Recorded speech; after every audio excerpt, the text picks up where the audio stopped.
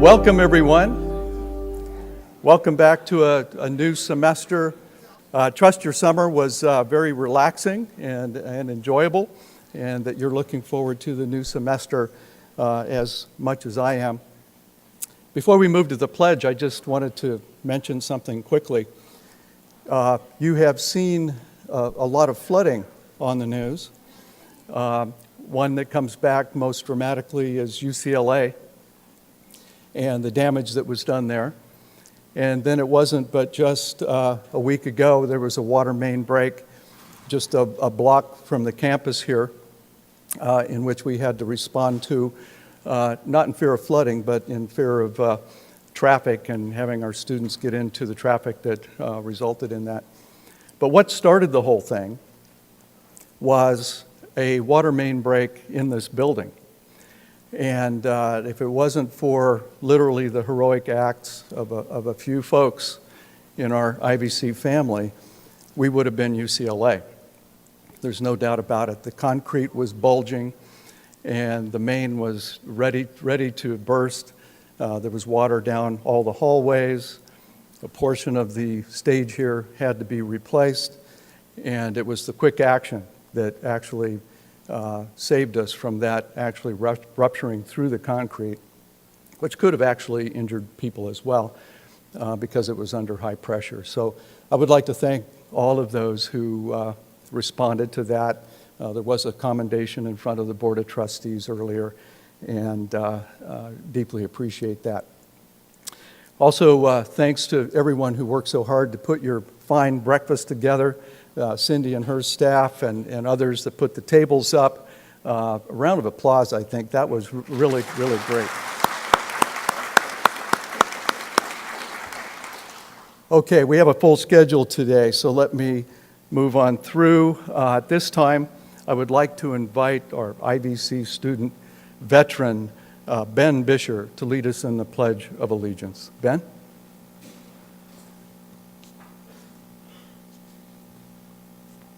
Pledge allegiance to the flag of the United States of America and to the republic for which it stands, one nation, under God, indivisible, with liberty and justice for all.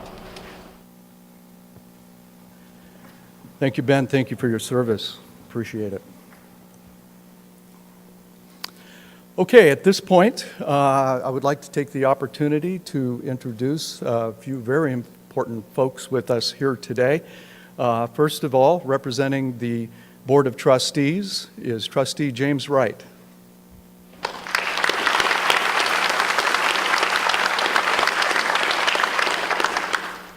And you'll hear from him in a moment, our Chancellor Gary Portner.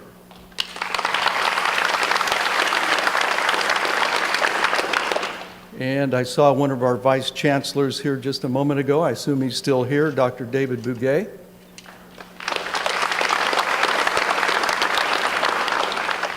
Thank you all for being here.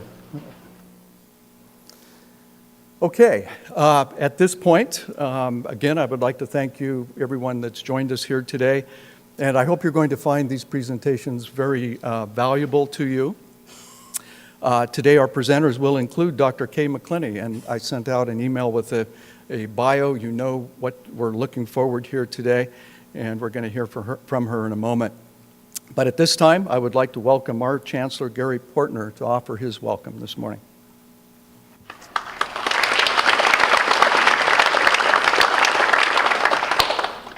Student success is a very high priority for community colleges throughout the nation. The federal and state governments, the president and governors, have very high expectations for community colleges to improve completion rates. We have a big challenge ahead of us.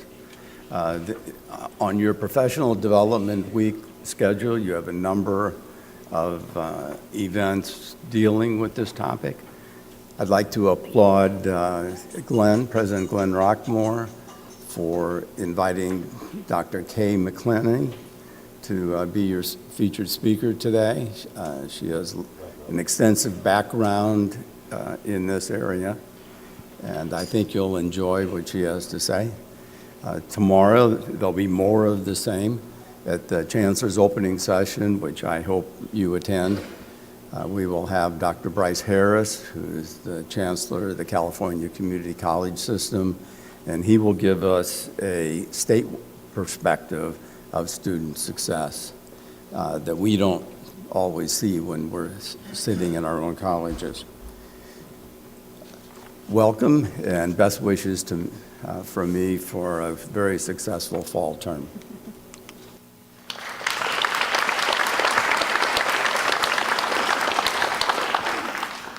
Thank you, Chancellor Portner.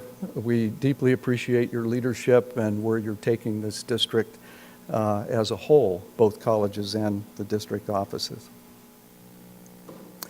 At this time, I would like to invite our Vice President of Student Services, Dr. Linda Fontanella, to the podium to introduce a new initiative that she put together for this institution and to talk a little about the new IVC student ambassadors. Good morning, everyone. It's a very exciting day for us here at IVC. For the last 2 years, we've been talking about getting our students engaged, having them feel like this is their home, teaching them more about our college so that they would have an opportunity to come to each and every one of us and feel free to engage with us. And the Student Ambassadors Program was developed on that concept. We want more of our students to know what is going on, what is available to them. So I'm very proud to say that we've established the Ambassadors Program, and I have with me this morning several of the ambassadors. You may have had an opportunity to already speak to them. Their first assignment was after breakfast. They had to get up and mingle and introduce themselves to you. So out of the 15 ambassadors that we've chosen for our first program, we have 13 of them here this morning, and I would like to introduce them to you. Ambassadors, would you please stand? Please give them a round of applause.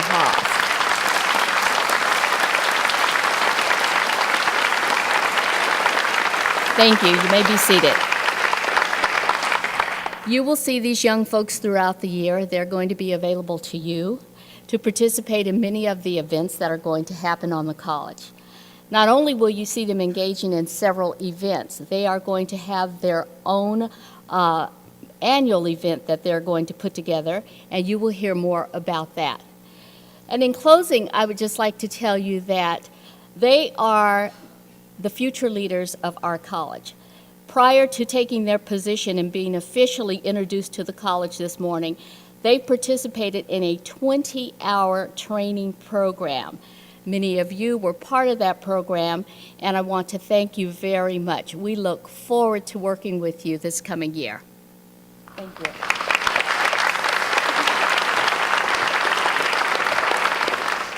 Thank you, Dr. Fontanella, and student ambassadors. You're going to meet some great people as we go out and meet the community. I really look forward to that. Well, a number of you asked how the summer was, and I answered it was really very busy. And I can tell you that at least a good portion of that was good busy. And that is, since we last welcomed you back in January 2014, we've hired 12 new classified employees, 3 new administrators, and 15 new faculty members. And that work continued right through the summer, in fact, concluding just, I think, last week. Across the campus, we also have many new faces in different roles who we also congratulate today.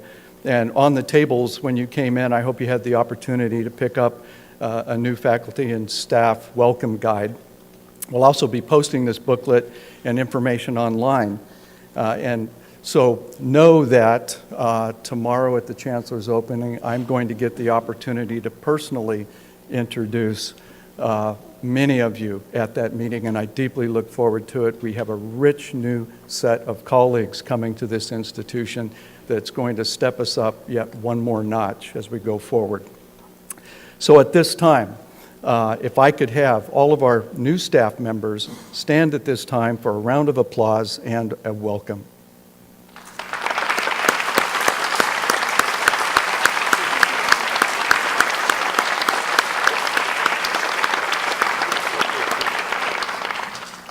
I look forward to working with each and every one of you.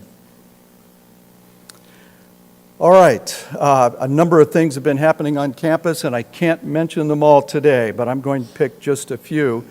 We've recently added a construction update to my Open Door newsletter, so I'm going to keep this section as brief as I can. Well, the A400 building has completely disappeared, and we are in the process of compacting the soil for the foundation for our new classroom building. And if we stay on track, and of course you know with construction that's a big if, we'll be pouring these foundations in early August, and by late in the month you should be starting to see steel moving up into the air. We hope that everyone will join us tomorrow following the Chancellor's opening for a very short groundbreaking photo. It's really not a full ceremony, so you can just enjoy a few moments there, and that'll be with our Board of Trustees, of course. And there's a great deal of progress to show on this project in a very short period of time. We're trying to meet the deadline of having the building ready to occupy by August 2015. And I don't know if you saw any of the demolition, but I tell you, it was absolutely incredible. The machine that they had could crush a car in its jaws as if it were a Coke can. It was just amazing to watch. We also have another advancement, and that is that the HVAC in the Student Services Building, which has been a bit of a challenge for us over particularly the last 2 or 3 summer months. But we worked with Trane, and the facilities team completed the replacement of the air units on that center. Of course, this is going to result in better comfort and reliability, so we make sure we have the air when we need it. And also, being a new unit, it's going to lead to some energy savings as well. An initiative that this campus talked about when we did our last facilities and educational master plan was to really look at a number of areas that involve energy savings and sustainability. And one of those had to do with solar structures. So I have asked John Edwards to begin increasing the solar footprint on campus in a very aggressive way. And it's my hope that we begin to bring solar parking structures to Lot 15. There's no reason why we shouldn't. You look around town and you see them everywhere. And one of the most impressive just off the freeway at the hospital there. So it's time for us to do this and get on board with that level of sustainability. Also, I hope you've enjoyed as you came in today, or if you were here this summer, the new lighting that we have on campus. And you'll notice it really mostly in the main quad. They are brand new, and they are LEDs. And so that means, once again, we're going to realize a bit of savings, while at the same time, they are actually brighter and safer for you and our students as well. So I hope you enjoy that portion of our improvement there. And then finally, we need to start talking seriously, and we'll do this, of course, through dialogue, because it means a fairly dramatic change to the campus. But it's time that we start to convert to a native and low consumptive plants and trees. And of course, that is going to mean the grassy quads that we're so used to in an academic environment may turn into native plants with meandering walkways and benches. Maybe not so bad, but it's something that I think we should really get aboard with, and as a campus make those kinds of improvements. Again, harking back to our facility and educational master plan, we talked about a template back then, the template that we would put over the campus, pre-designed templates that would tell us where the native trees go, where the native shrubs go, where the rock gardens go, as we have the opportunity to put them in. And we've talked too long about it, and it's now time to bring this to our committees for some serious dialogue and hopefully some action. Okay, ATEP is finally here. I think I've said that 15 or 20 times over the last 10 years, but I believe it really is here.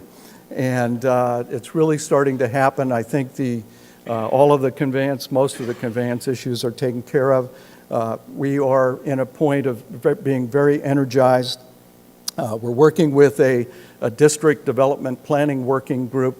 Now, this is just for the development layout. How do buildings get constructed, and where do they go, and where do the gas lines and water lines go? That's what that group is doing, trying to lay out where that campus goes. We then have the ATEP Planning Building Number 1 working group, and that's working with district and this college primarily because we have been selected for that first building.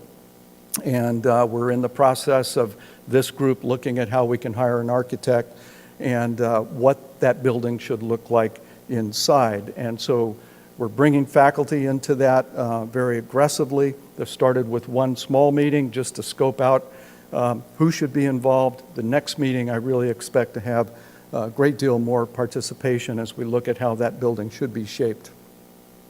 And then finally, we have the IVC Executive Planning Work Group, and this is where we just make sure as an executive team that things are tracking just right, making sure that the right people are involved, making sure that we have faculty input into the spaces so that when we get to the end of this, we have a product that we can all be very proud of.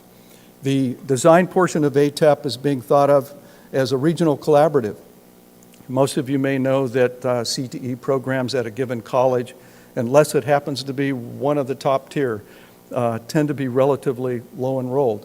So there are ideas being kicked around about how this center could actually serve multiple colleges in the same classroom, bringing a more robust cohort of students that are moving through the career technical education pipeline.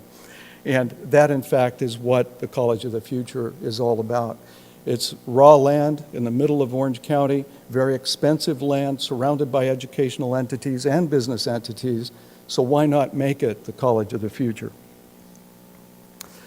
What we're thinking of right now, what is in discussion in terms of programs and partners, advanced manufacturing, and there's a lot underneath advanced manufacturing. Of course, our existing DMP program, but we also have under that a program that's emerging with Edwards Life Sciences that might work on developing technicians for the medical device industry. And Edwards is extremely interested in that. UCI would also be a partner in that program. Advanced energy systems. This is not necessarily green energy, as you've all learned about, but it does have a green energy component to it. It's actually a new technology that the major electricity providers are going into to help drop the peak generation production of electricity when we're asleep. And I don't know if you know it or not, but that production is happening 24/7, and it has to run at peak. The generators do not do well if they fluctuate. So there's all kinds of technologies that need to feed that, and we've been informed by UCI, who has 2 test programs there on their campus, that they can't find technicians to support those 2 projects. So we're going to partner with them in that. Southern California Edison is a leader in this, and of course the funding will flow through Department of Energy. Pre-engineering has been a wonderful opportunity. It's, our faculty have gone a long way in developing the curriculum for that program. I'll never forget the day that I sat with the Dean of Mechanical Engineering there at UCI, where he pulled out of his drawer a list of 600 students that were qualified to be admitted to his program, and he couldn't admit them, and asked me if I could help. And so I'm proud to say that our faculty have stepped up and seen the importance of that, and it looks like we're going to be a partner with UCI in that project. Photonics has been very robust over the years at Irvine Valley College, and Newport Corporation has been a long-standing partner in that, and we're just now working with NSF to perhaps become an NSF National Center for Photonics, and that should be very exciting for us to do there as well. Our very own Digital Media Arts, again, another great opportunity here to expand into gaming technologies, for example, and include Blizzard and Obsidian in that. We're very hopeful. One of our new faculty members in that area has a relationship, and hopefully we're going to be able to expand on that. Things are moving. They're very exciting at ATEP, and I see a lot of campus engagement occurring now, and I see a lot more happening in the future. I think most of you are aware that UCI a couple of years ago was the host for the solar decathlon, having been held on the Capitol Mall in Washington, D.C. for a number of years. This is an international program run by students, funded by the Department of Energy. And this year, UCI decided to compete and to build a house. And they included Chapman, they included IVC, and they included Saddleback in this. We each have a different role as we're working on this. Probably one of the most exciting things are the teams that are involved. For example, this is a short list out of 20, but you can read them. Clemson, Stanford, Yale, UT Austin, UC Davis, Germany, Rome, Panama. They'll all be there, groups of students who are going to build a house, 20 of them, and compete for their solar viability, as well as 15 other criteria. I'm excited to say that we're selected to build that house here on campus, and so that our students can engage and be involved in that process. They can be engaged and involved with Saddleback students and Chapman students and UCI students. Very, very exciting. Our target date, we have to have the house then disassembled and moved out to the Great Park, ready to be rebuilt and ready to join the competition on October 15, 2015. So really look forward to that. It's a great honor for our college to be involved in that. A couple of points here I just want to make quickly so I can move on. For our coming academic year, a few things that are extremely important that our committees will be working with. President Todd Burnett and I have been working on district-wide barriers and trying to find solutions to those. We're particularly interested in solving issues regarding collaboration and respectful interactions across the district. And so Saddleback has already convened a workshop where they took a look at, there are 5 barriers, they took a look at what the committees had recommended as solutions. They took a look at a survey in regard to what the district as a whole thought about those recommendations and where we should go. And then they took a look at things, well, if those are not going to get us there, what kinds of things are going to solve those 5 barriers? And our workshop is coming up in about 2 weeks. Anyone is invited that would like to chime in and be a part of that. It's an extremely important project and has the strong backing and leadership by our chancellor, because it's so important that we work as a district together in a collaborative and respectful way. Accreditation is looming again and again and again. This time it's a good thing, is that we passed last time, as you know. So now we're in a mode where we're doing our best, we're putting our best foot forward, we're telling the commission about the great things that we're doing and how we're meeting those standards. So it should be a different feel, a different energy as we move into this process. And I think Kathy Schmeidler is going to talk about a little bit about this as well. We're working on connecting the dots. We've had a strategic plan for a number of years. We've had program review for a number of years, and we've had resource requests, and that all leads to funding expectations. Unfortunately, those dots are not entirely connected. And so we'll look at a way so that when you enter into the process looking for some resource to support your program review, you'll have an idea how it's tied to the strategic planning, you'll have an idea how it ranks with other proposals, and you'll get a response, either positive or negative, as to reasons why your particular proposal landed where it did. And that's something that has been missing, and it has created a fair amount of distrust in this process, and we can fix that very easily. We need to begin dialogue on regionalization. We have the reality of ATEP. We also have some ideas being brought to us from the Coast District in terms of how we can coordinate in a much larger scale than I just talked about for ATEP, but actually across Orange County. So there have been 3 meetings, I believe, held so far that relate to, maybe 2 meetings so far related to the regionalization effort.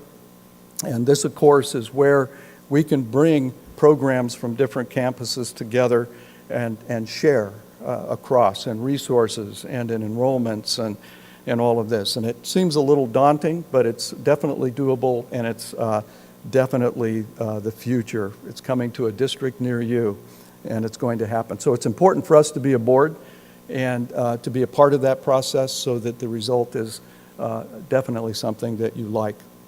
We'll also continue to work on transparency process communication. And as we learned from Rocky Young, one of our speakers at one of our retreats this summer, that it's not so much the mode of communicating that we fall short on, but it's the mode of listening.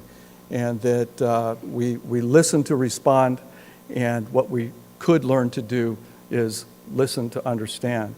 And I think when we get to that point, the communication issue will begin to melt away, and we'll all be well informed as a result. I have a couple of real quick thought videos here. I'm only going to play them. I'm not going to speak to them. I'm going to let you form your own opinion. But I thought they were fun, and I thought you might enjoy them.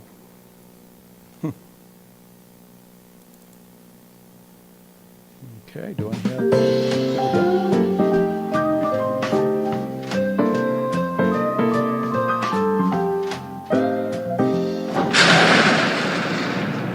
There we go. That's not good. Oh, I don't need this. I'm already late. Somebody will come. Anybody out there? Do you have a phone? No. Sorry. Somebody! Hello?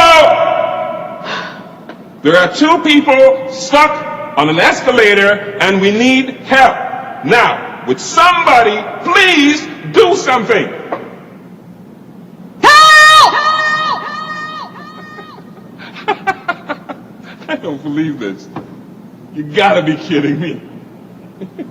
I'm gonna cry. Well, there's nothing else left to do, is it?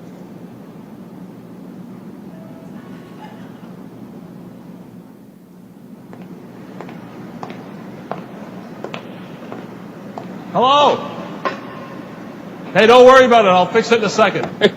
He said he can fix it. All right. All right. That's more like it. He says he can fix it.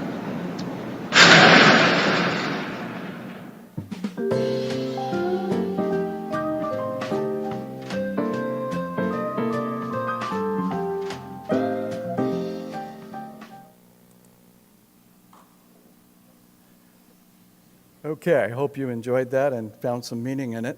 And here is one more for us. Time now for your shot of the morning, the most incredible video you're going to see all day. A transit rider in Australia gets stuck when his leg slips between the train and the platform. Wow. Watch the gap, they tell you. Well, he didn't, apparently. Hundreds of people, complete strangers, all pulled together to help. They all pushed on the word. Everybody got off the train and pushing to shift the weight off onto the one side. It was enough to free the guy's leg. The man, seemingly dazed but unhurt, was able to walk away. Ladies and gentlemen, that is teamwork from Perth, Australia. All right, thank you for your indulgence, and hopefully you find some value in that. All right, at this point, as we've done for a number of years, we have the Administrator's Award for Excellence, which is provided at the fall opening session. We have awards for full-time faculty, part-time faculty, our classified staff, our managers, and an administrator. Nominations are drawn from a fairly broad area and then brought through a distillation process, and then ultimately the final recommendations are made to me for my choice. The first one, full-time faculty, in recognition of your dedication and leadership to develop and implement the IVC transfer programs and activities, Michelle Scharf.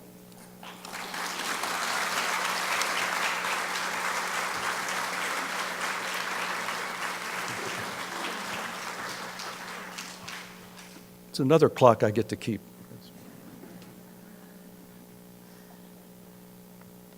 Okay, part-time faculty. In recognition of your dedication to develop and implement IVC transfer programs and activities, obviously in the same department, Karen Sussman.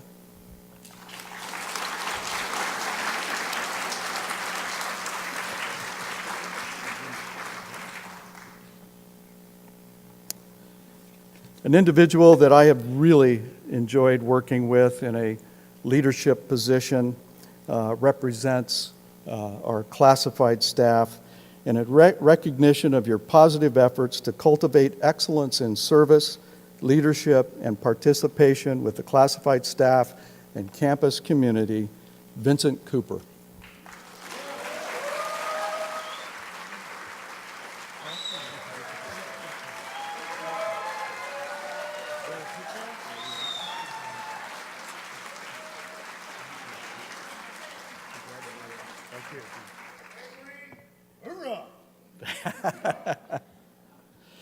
Okay, classified manager.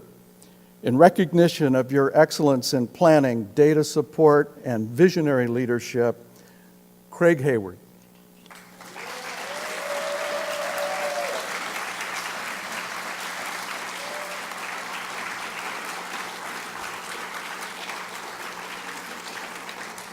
Craig, you know what they say about students who sit in the back of the classroom? Yeah. It doesn't apply.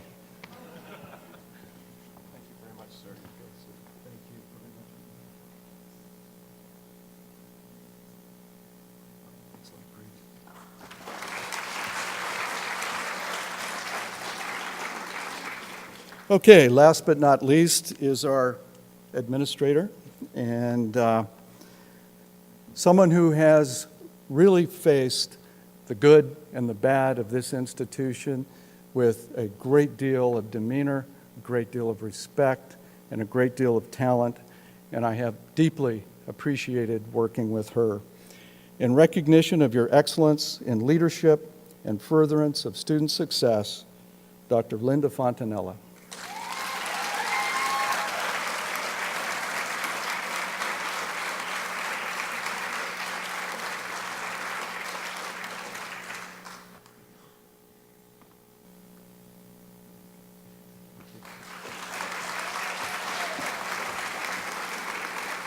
Congratulations to all of our award winners this year. At this time, I would like to bring to the podium our esteemed Academic Senate President, Dr. Kathy Schmeidler.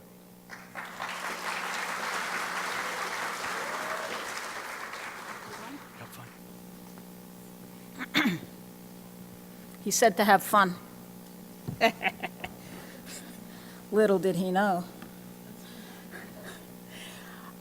Good morning. It's a beautiful day to greet you all to our new academic year. I'd like to welcome everybody, our new colleagues, and of course our returning colleagues, and some people who fall into both categories, who have moved around or who have been here for a while but still actually count as new. I'd like to thank Diane Oakes and her staff for producing this wonderful booklet, and it's wonderful to have not only a booklet, but so many people to populate it. So welcome to everybody, and whether we left during the summer or we didn't, welcome everybody back to the next year. I had a welcome. It spun. My welcome spun around because I can use PowerPoint. And I was just showing off. So I'm a professor, so obviously I could speak forever, but I will try not to. One of the mantras that I've acquired during my tenure here as Academic Senate President is that we need to trust our policies and use our policies and procedures. If they're broken, we need to fix them, but then we need to trust them and we need to use them. Policies and procedures are our friends. They put us all on the same playing field, and they bring what we do to light. So we need to trust the policy or fix it, and then we need to trust it, and then we need to use it. And if all of us do that, then we'll know what's going on, and we'll know when something goes wrong. So if all of us need to do it, who are these us of ourselves? Well, we're the students, we are the faculty, we're staff, administrators, managers. I have to not look back there. And what are we all here for? We're all here, of course, for student success. We're here individually, we're here as a community, and not just for student success, for our own personal success. In fact, as we'll be learning throughout the year, but beginning later today, in our strategic plan district-wide, many of our goals have to do with the success of the members of our community, the students, but also all of the staff members of our community. So, forgiving me a little bit as a biologist, although I'm not actually that kind of biologist, our niche, if you will, is student success. And if we're going to have a niche, then we have to start talking about ecosystems. Is it, in fact, about us? Is it about me? Is it about faculty? Is it about IVC? Who is it about? Is it really about a larger us? This, by the way, is a set of interacting genes. And if you want to take stem cells with me on Wednesday nights, you're more than welcome to come. Here we look a little bit more like an ecosystem that we're used to, but notice that this is about interactions. This isn't about locations. This isn't about, again, what we normally think of as ecosystems, but this is about who we interact with and how we work together. On the news this morning, there was actually an article, air quotes, article, about how the importance of play in education. Young education, but actually education throughout our lives. There's work on trying to prevent dementia and forgetfulness in age, as we age, as we, anyway, and the way, and the way to try to stave that off as best we can for the things that we can control. Of course, there are many things we can't control, but the things we can control is to keep our minds alive, and for all of us, that constitutes play. Of course, if your work is also your play, then it's easy to come, then you never go to work, you always go to play. But the point is that whatever age we are, whether we are very young or have been very young for a really long time, it's our interactions among ourselves, it's our interactions with our ecosystem, and it's trying to make as much of what we do into play that will make us all successful. And of course, the world. The solar system, the galaxy, you've seen this before. The universe, okay. But at least us. I can't control the universe, I can control me. I can't control your behavior, I can control my behavior. But in my behavior, I affect yours, and I affect your interaction with me. And that's something that we can each and every one of us, severally and individually, be responsible for. So really, what do we need to do this year? Well, as Glenn has alluded, we have ongoing projects for the Senate, of course, for the whole college community. There's the Senate 10+1 provisions, basically boiled down to our responsibility for curriculum programs, board policies, and administrative regulations, especially as they pertain to curriculum and programs. But at a college, what doesn't pertain? Everything pertains. It is our job to do curriculum and programs. And budget development, the same thing. It all pertains because that's our product and that's what we do. There's accreditation, there are new standards. Again, we'll have events this week and throughout the year talking about that. We're getting ourselves organized.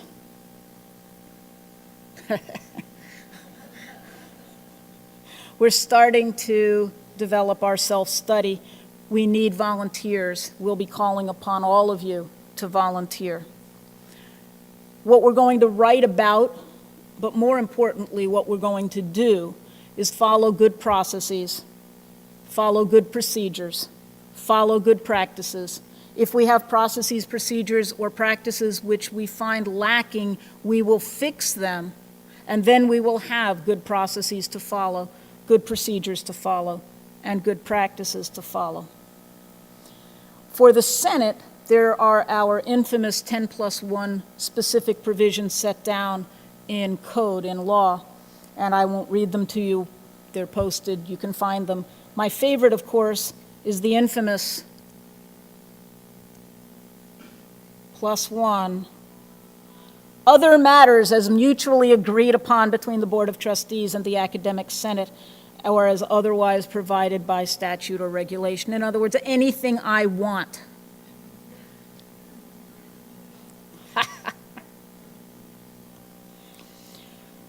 And in order to do any of this successfully, we need to work together. Of course on curriculum, of course on policies. We need to work together in the format of what we call committees, although some of them are called task forces or work groups or a group of people having lunch together. So I'll just continue to refer to them as committee-like structures. Working through our practices, using civil discourse, having passionate discussions, whether we agree with each other or not, but always in a civil manner. We need to respect ourselves so that we can respect and that we do respect others.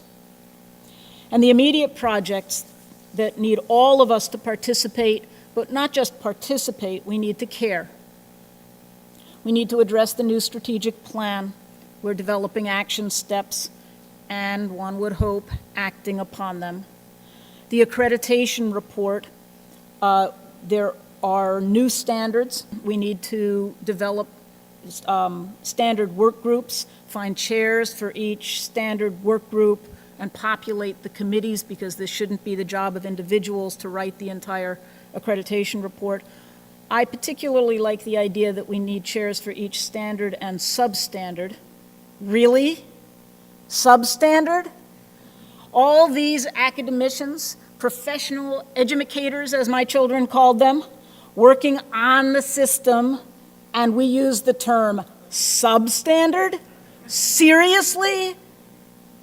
Couldn't we have come up with something better than that? I guess not. We just need to grin and, together now, bear it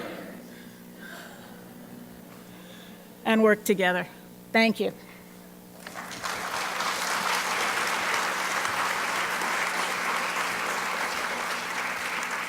And now it's my pleasure to introduce, or am I introducing him?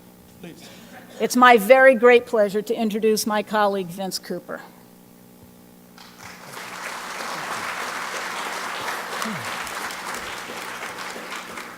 Good morning, ladies and gentlemen. Thank you, Dr. Schmeiler, for that introduction.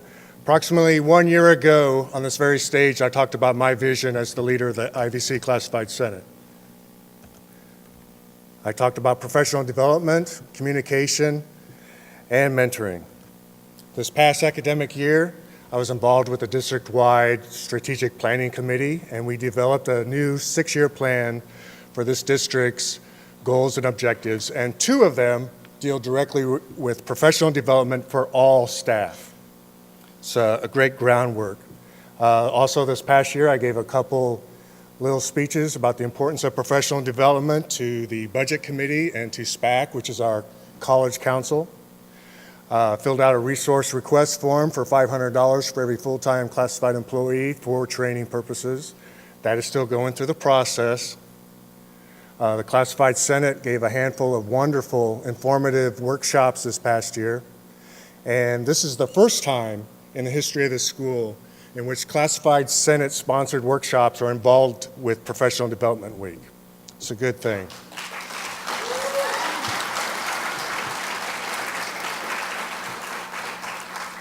Last year, I challenged the administration to seek out new ways of professional development for staff, and I would like to commend 2 particular administrators, Vice President Linda Fontanella and also Chief Will Glenn, for providing more training for their respective departments.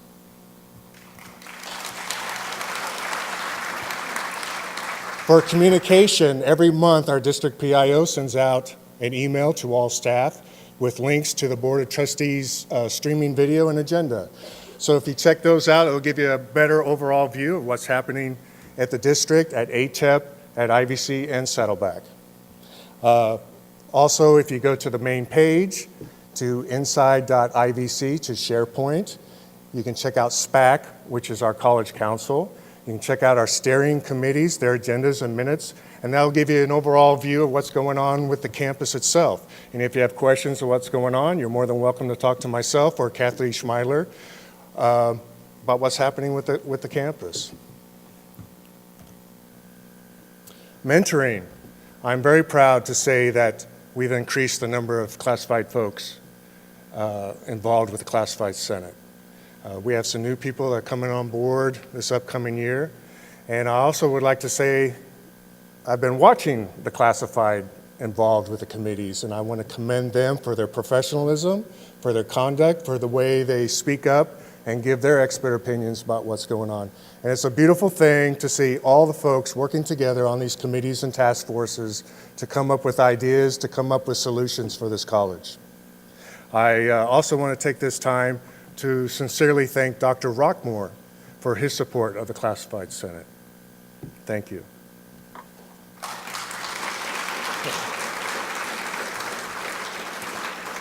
So at this time, if you join me in welcoming our Associated Students President of IVC, President Safar Hadiatulo.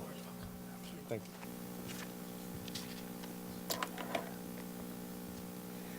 All right, good morning, everybody. Speaking of student success, we believe that student involvement in campus community is vital to a successful college life. The National Survey of Student Engagement shows that student success is directly linked to student involvement. According to NSSE, the more involved students are in an institution, the more invested they will be in that institution. In order for our students to get involved in our campus life, we need consistently strong student government to organize campus events with the fun and interesting activities that students can get involved in. Well, I know that building a consistently strong student government at the community college level sometimes can be difficult. But mainly one of the reasons is that our leaders sometimes lack the foundation of leadership skills and its application. So our goal this year is to create a consistently strong student government by developing a new recruiting plan so we can find students on the campus who are willing and competent to serve. Also, we will provide organization and leadership trainings for our associate student government on a weekly basis. We also encourage our students to attend those organizations and conferences that are held by a student at the state and national level. Speaking of that, we've been attending the 67th Annual National Student Success here at IVC, and I think it was and we got the chance to meet the students around the nations, and we feel that we'll talk to many of them. We'll bring those experience back to our college, and I think we're going to have a great year. And lastly, but not least, we will develop new programs that will get our student body's attention and make them to want to get involved in our campus. We have already adopted, the student government has already adopted the ambassador program, and we'll continue to fund this program, and we think that this program is vital for the student success college life in our campus. And that will be the end of my report. Thank you. Thank you very much.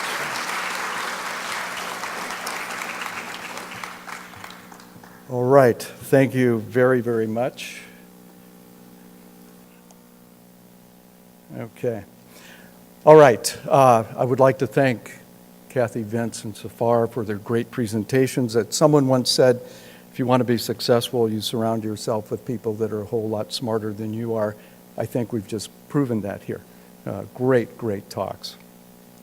It's now my pleasure, and in fact, I'm very honored to welcome our keynote speaker for today. She's an educator and co-CEO of McSquared Consultants, as well as a senior associate at the Center for Community College Engagement. She also served as senior consultant to the Student Success Initiative's work on the National Achieving the Dream Initiative at the University of Texas, Austin. Today, her presentation is titled Reclaiming the American Dream, Strengthening the Success of Irvine Valley College Students. Please join me in welcoming Dr. Kay McClenny.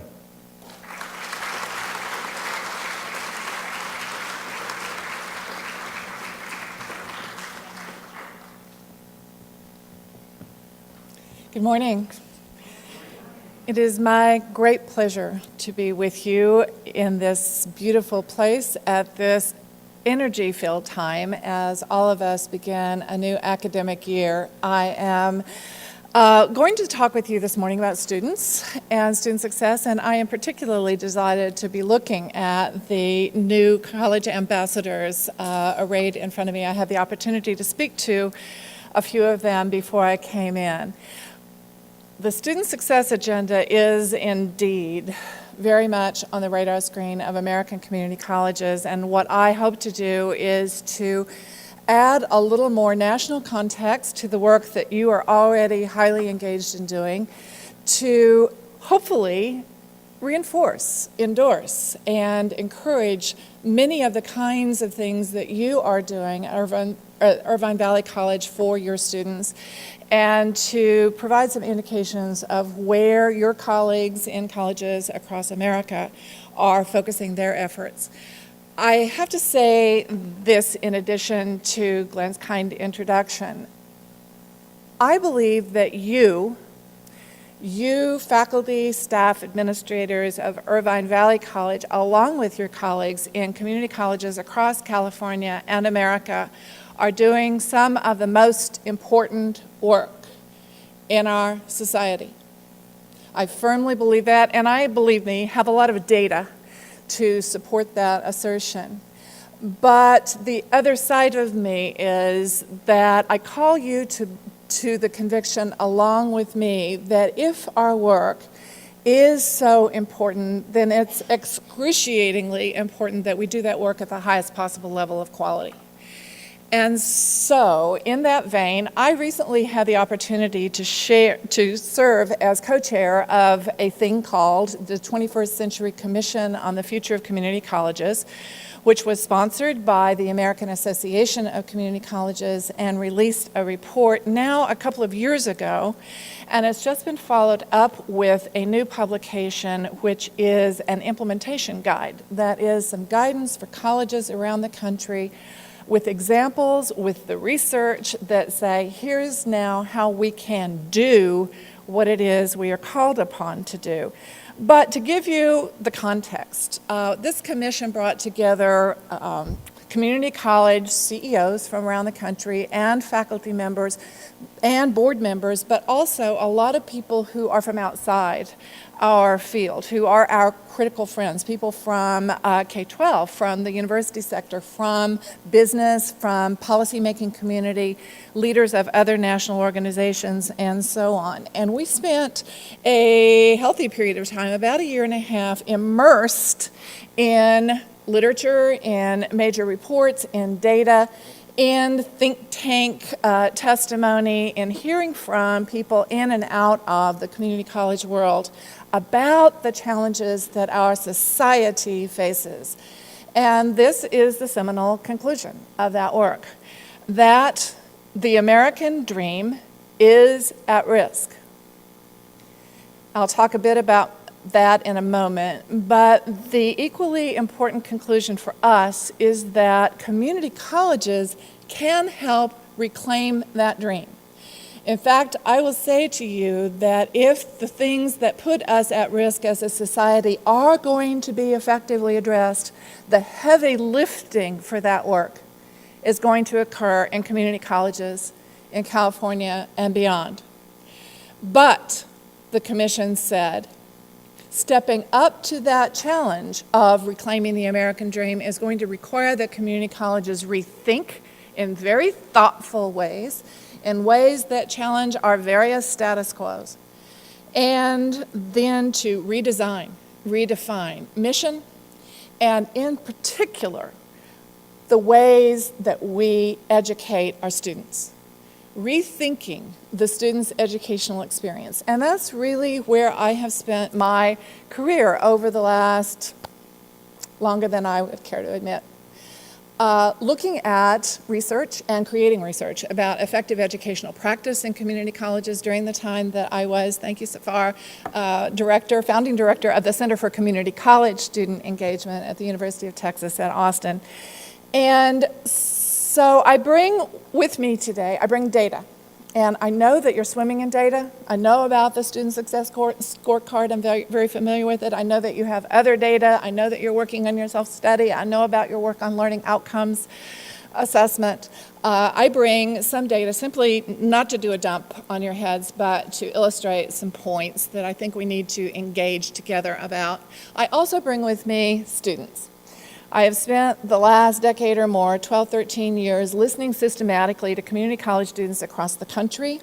The center at UT has surveyed well over 2 million community college students in over 800 colleges, different community colleges across the country. And at the same time, to put authentic voices behind those numbers, we had conducted, by the time I left in May, something over 200 focus groups with students in colleges across the country, including California, listening systematically as they tell us what works for them, what gets in their way, what constitutes effective educational practice from where they sit. The interesting thing to me about listening to students is that what they tell us is entirely aligned with what research tells us as well about what constitutes effective educational practice. So returning to the work of the Commission, a very small handful of data points about the risk that our society faces. I'm sure many of you know these things, that median income in the United States stagnated between 1972 and 2000, and since 2000, median family income has declined by something around 8%. The American middle class is shrinking. That is something that we learn from census data as well as from community and county-based data across the country. Here's a fact that really hit the Commission in the head, that despite our good intentions, a child born poor in America today is more likely than ever before to remain poor throughout his or her lifetime. We know from looking at international comparison that there are a whole host of countries, many of which would surprise you, that have surpassed the United States in educational attainment and thus in intergenerational upward mobility. And that is basically what we have defined as the American dream. That is that promise that we make in America to each succeeding generation that they will have opportunities to be better off than we. We are in the process at this moment of breaking that promise. And so we come to the importance of educational attainment. Let me give you a literature review in one run-on sentence. Do you mind? You have to listen fast. But here's the literature review about why we should care, not just about course taking, but about completion of credentials, of certificates, of degrees, both associate and baccalaureate. The literature review. The more educated a person is, the more likely that person is to be gainfully employed, therefore to be paying taxes, to be volunteering in the community, to be active in the political process, to be giving blood, to be voting, to be working in campaigns, to be capable of taking care of the health and educational needs of his or her children. And conversely, the less likely that person is to be publicly dependent, that is, on welfare or in prison. End of literature review. And it becomes increasingly the case as every day passes in this country. And so the essence of the Commission report, to save you 35 pages in case you don't want to read it, is that the American dream is at risk, that a highly educated population is fundamental not just to economic growth and prosperity, but also to the vibrancy, the viability even, of the democracy. And that community colleges have a very substantial role in helping to reclaim that dream. Once again, calling for us to think about where we're really good and where we are not yet good enough, not yet as good as our students and our community need us to be. So why are we saying that? Why do we need to redesign? Why do we need to rethink so fundamentally the experience that we provide for our students? And it is because student success rates are still in American community colleges unacceptably low. No matter how good we are, we still have a lot of work to do. That work is for all of our students, but the work is particularly critical when we look at disparate outcomes for students of color and students from low-income backgrounds. So I said I was going to bring students, and I am, and I will tell you, I'm about to show you a video. It's about 10 minutes long. It is a composite of what we've been hearing from students in colleges across the country. And there are a couple of things I want you to know about it. One is that you won't hear any student on here say something that said it the only time we ever heard it. We didn't pull out things that we thought were extra cool or unusual. We pulled out themes that we constantly hear from students across the country.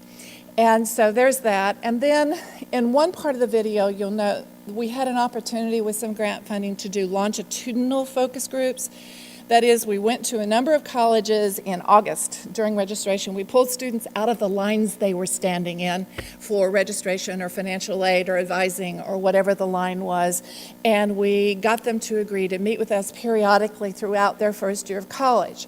So we met with them in August, and then again 3 weeks later, and then in November, and then in January, and then at the end of the school year. And when they dropped out, and a number of them did, we followed them and did individual interviews with them after they had left the college. So there's one series of clips in the video where you will see James's story. He's a representative student from that longitudinal study.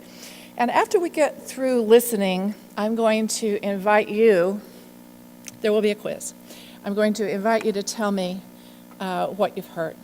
So let's listen.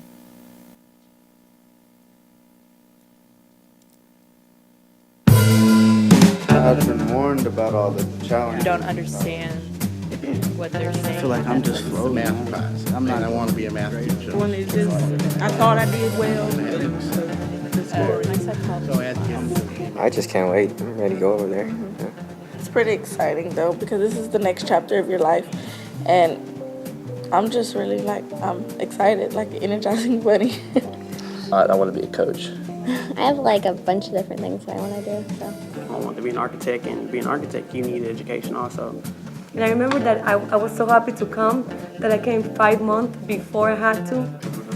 Just since I was young, I was always been first. I just love to learn. So I've always wanted to go to college, but I've had kids early, so I had to, put them first. So I get a better job and take care of my family and show my little baby boy. If I can do it, he can do it too when he gets old. I decided to just do it this year. I just couldn't, hold myself back anymore. Really, nobody in my family ever graduated from college, so it's like I'm gonna be the first. Like, I plan to just have my own business. I don't plan on to be working until I'm like 60 years old. I plan to retire when I'm like 40, 45 at the latest. That's my goal.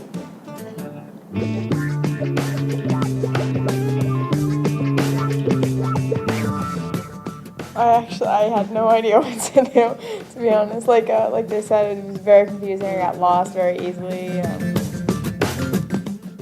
I found that trying to navigate their webpage is like trying to figure out a calculus problem when you have no clue what calculus is. But even though I had a map, the building, it's just they didn't have like room numbers, and there were like 3 floors to each building. Gotta come back at least 30 times before financial aid, registration. You gotta come back a lot of times. They do, I think they have some sort of orientation here. Like I said, I didn't really go. I just ended up sitting in a room, and then she just started giving people papers. I'm like, where am I at? And then she says, oh, you're in orientation. I said, oh, well, I accidentally fell in orientation. So I got that out the way on accident.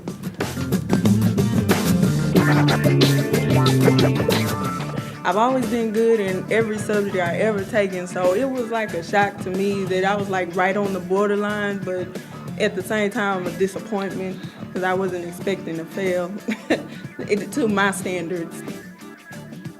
When I first took it, I kind of was bummed out because I tested, the bottom English, bottom math, thinking, wow, I got to start at the bottom. I had to say, I'll probably be in school here probably like 3 or 4 years before I even get to my nursing program. Unfortunately, they weren't as much help as I would hope. I mean, they registered me for the classes, but they didn't really give me a direction that maybe I could, go in. They just signed me up for in general courses, and he didn't talk to me anything about making a plan. That was a personal choice. When you go in there, they're just gonna do the basics, like set you up with the basic classes, but they're not gonna show you, oh, you need to take these classes to get towards your major. Then you might end up scheduling classes that you don't necessarily need.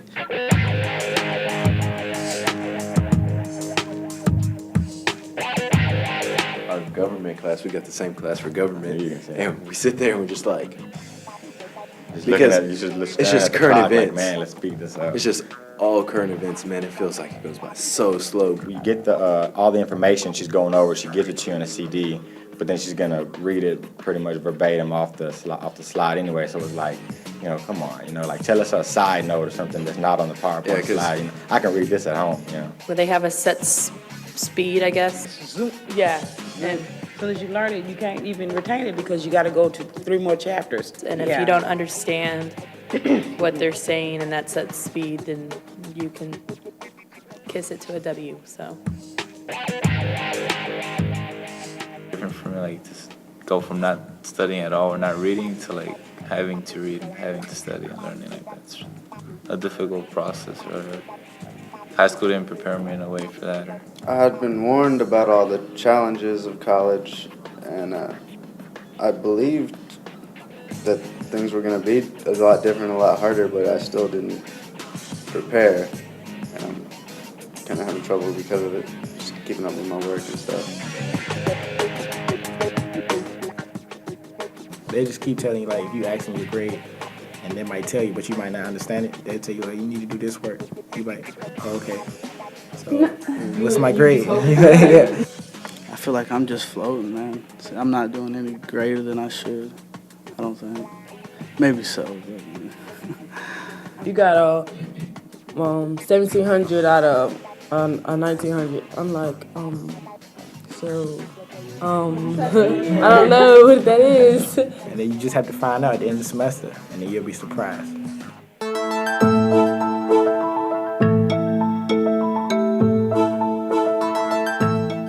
When I tell them, I don't know how to do this, I need help. Some of it could be just because of pride. Yeah. I think that's what it mostly is. Yeah. I mean, you just sit there and say, oh, I don't need help. I can do this. I can do this, and you get home and you're just confused. I'm like, man, I should have went. I like to push myself mentally. I like to listen in and learn new things, and I know that's what college is all about. They teach me stuff high school won't, and I'm all about learning new things. I love education, so.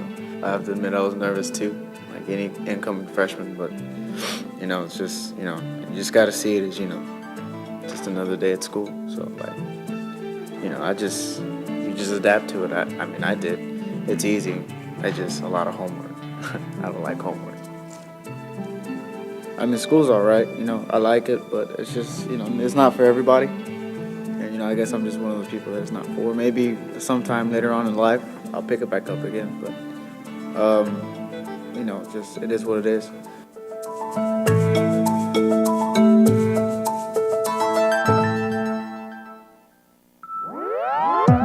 grateful that they had that. If I want to be somebody and be successful, that kind of stuff keeps me thinking here. Actually, it helps me a lot. And we said orientation should be required, so that way people can get a better understanding of what their classes are. And when they first time out here, they won't have to look for this classroom. I can understand how it would be more convenient sometimes to take an online orientation, but really having more personal orientation with a tour so that you can understand where the buildings are, what the lettering system is, and how the college works in general, we thought that would be very important. It gave me an opportunity to already meet new people, because that was also one of the things I was worried about, was like I didn't know anyone here. So I actually already made new friends. They just pretty much showed you around. They introduced a couple of teachers and then sort of suggested how you were gonna be treated in the college by a lot of the professors. And to be honest, they were pretty accurate on everybody's nice and everybody's willing to help you. But I'm glad I did it because I learned a lot of stuff that I did not know. And as soon as I walked out of orientation, I knew exactly what I needed to go do. It was exciting. I liked it, Fun. yeah. I was like, orientation, hey, I'm almost there. And you eat? Almost there. You get some pop, snack? No, I ain't get no snacks. Oh, you got treated. I think it should be mandatory that every student has an advisor. When new students first come in, I think they could have like a mandatory one-on-one sit-down with the counselor or something to really discuss in detail their degree plan and stuff. So I think it would be good if everyone had somebody they could talk to that is school related and can help you in your personal and your educational life. It's always good to learn, but when we have a goal, it's like, what progress am I making toward that goal? Because overall, everything else was kind of like being in the DMV. You have to sign something here and then go over here and sign something, and then everywhere else. But once you sat down with the counselor, it was very helpful. College is different from high school. You have to manage your time different, and I'm barely starting to get a hold of that. It's a college success class. It was actually really useful. Since I've never been to college before, so I figured it could be helpful. So I took the class. It just teaches you like time management and setting your goals, like what you want to do further in your education. Like study skills,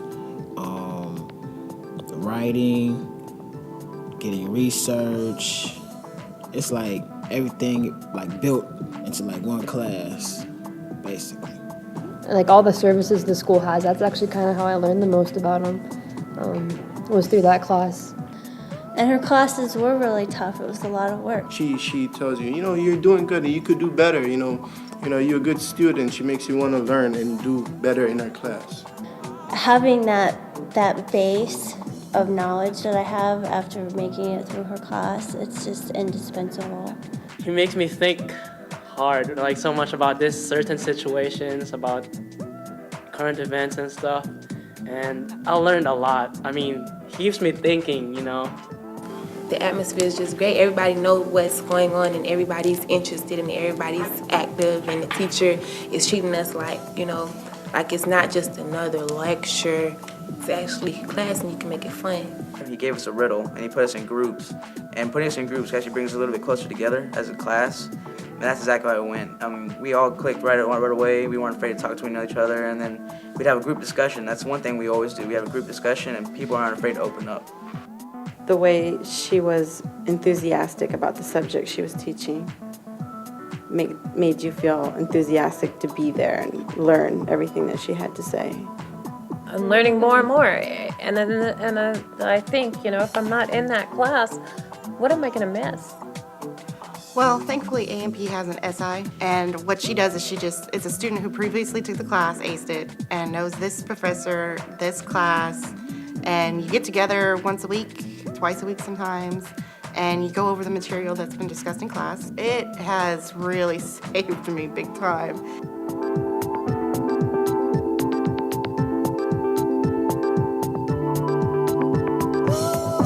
It's really, really like a community.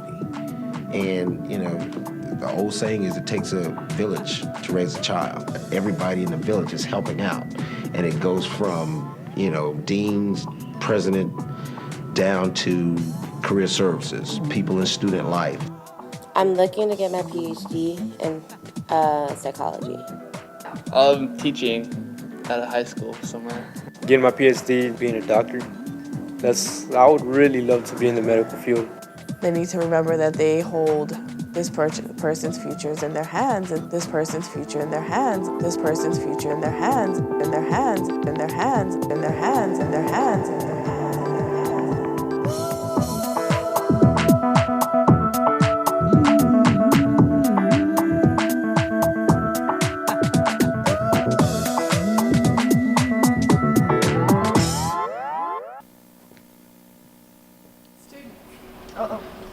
Recognize any of them? See any of your sister's friends there? Okay, so here's my question for all of you, and it is, a genuine question, not a rhetorical one. What did you hear? What did you hear? What stuck with you? They need help. They need help. They need help. Okay. I'm sorry? Study skills. Study skills. High school didn't prepare me for this. Right? You know, one of the things that is common in community colleges is that we expect students to know a whole lot of things they actually have no way of knowing once they get here. It's not their fault. But systematically helping them know those things that are requisite to their success is one of the research-based effective practices that we can talk about. What else? Oh, they need orientation. Every decent study I've seen for, about the last 20 years says that orientation helps students succeed. So this is the point where I often exploit my oldest granddaughter who just graduated from Dartmouth. She described orientation at Dartmouth as a life-changing experience. Now, she was no slouch when she got there, right? And so I did a grueling one-person focus group with her in the summer after her freshman year at Dartmouth, and she told me the same thing. And my question to you is, do students at Dartmouth need those orientation experiences less than our students need them? You think? Probably not. Okay, what else did you hear? Yes? I remember a quote, high-performing community colleges make student engagement inescapable. You wrote that down? Yes. Go! Right. And so you offered me an opportunity to share with you something that is now going to be, I am sure, the epitaph on my gravestone. And I was at a college in Kentucky not too long ago, and they finally gave me the T-shirt, and it says this: if you don't get anything else out of the session this morning, it is this: students don't do optional. As it turns out, they're a whole lot like human beings. Now, I'm going to tell you that these people sitting in front of me are doing optional this morning. They don't count. I had my greatest public vindication in a very large hotel ballroom a couple of years ago, where there were 3,000 community college faculty, staff, administrators, people. It was a National Achieving Hearing Conference. And the program was a group of students just like this. There were 5 of them who were being interviewed, a live focus group, and they were talking about their experiences. And when they got to the Q&A part, some woman, I was sitting in the back of the room. First of all, this focus group was comprised in a way I would never do it. I would never comprise a focus group entirely of members of the student government or entirely of student ambassadors. I want students off the street. And hopefully I'll get a member of the student ambassadors group or a member of the student government, but I don't want the whole group to be that. Do you folks understand why? Okay. So I told one of the young women here this morning that we could put a grocery bag over her head for a couple of years and she would do fine, thank you. She would. But so at this Q&A period, some woman across the ballroom stood up at her table and said to these students, she said, "There's a woman going around America saying that students don't do optional. What do you think about that?" And I kind of slumped down in my chair, my heart sank, because it was a Saturday morning. There were 5 students there. They were all guys. They had on suits. And they were doing this thing in their spare time. And so I thought, okay, here it goes. So the first guy to speak up, the first student, was the president of the student government. And what he said was, optional never works. And then he went on to say, if I have a choice between, say, going to orientation and getting 4 extra hours of sleep, sleep is going to win every time. And then his colleague down the row, also in the student government, said, look, folks, what you get if you have things that are optional is us. What you don't get are our classmates, who when class is over go where? Where do they go? Typically, home, work, parking lot, out. And so that inescapable inescapable engagement thing is one of the big things for us to think about. And honestly, my research and the research of a lot of other people, Teachers College of Columbia, Community College Research Center, people in California, is that what students need to be more successful is more structure. That is that we make high impact, engaging educational practices a part of what happens when you go to Irvine Valley College. It is the way we educate students. So thank you for giving me that soapbox opportunity, and now we'll move on. What else did you hear? They need a plan. You're good. You're good. Nice to have someone in a trustee position that gets these things so quickly and so authentically. I'm going to come back to that in a few minutes, and we're going to talk about some of the data on academic planning and goal setting. But what I want to tell you is that 2 million students over 13 years of responding to the Community College Survey of Student Engagement have every single year said that out of all of the services and programs that we offer, the single most important one is academic planning. Okay, what else?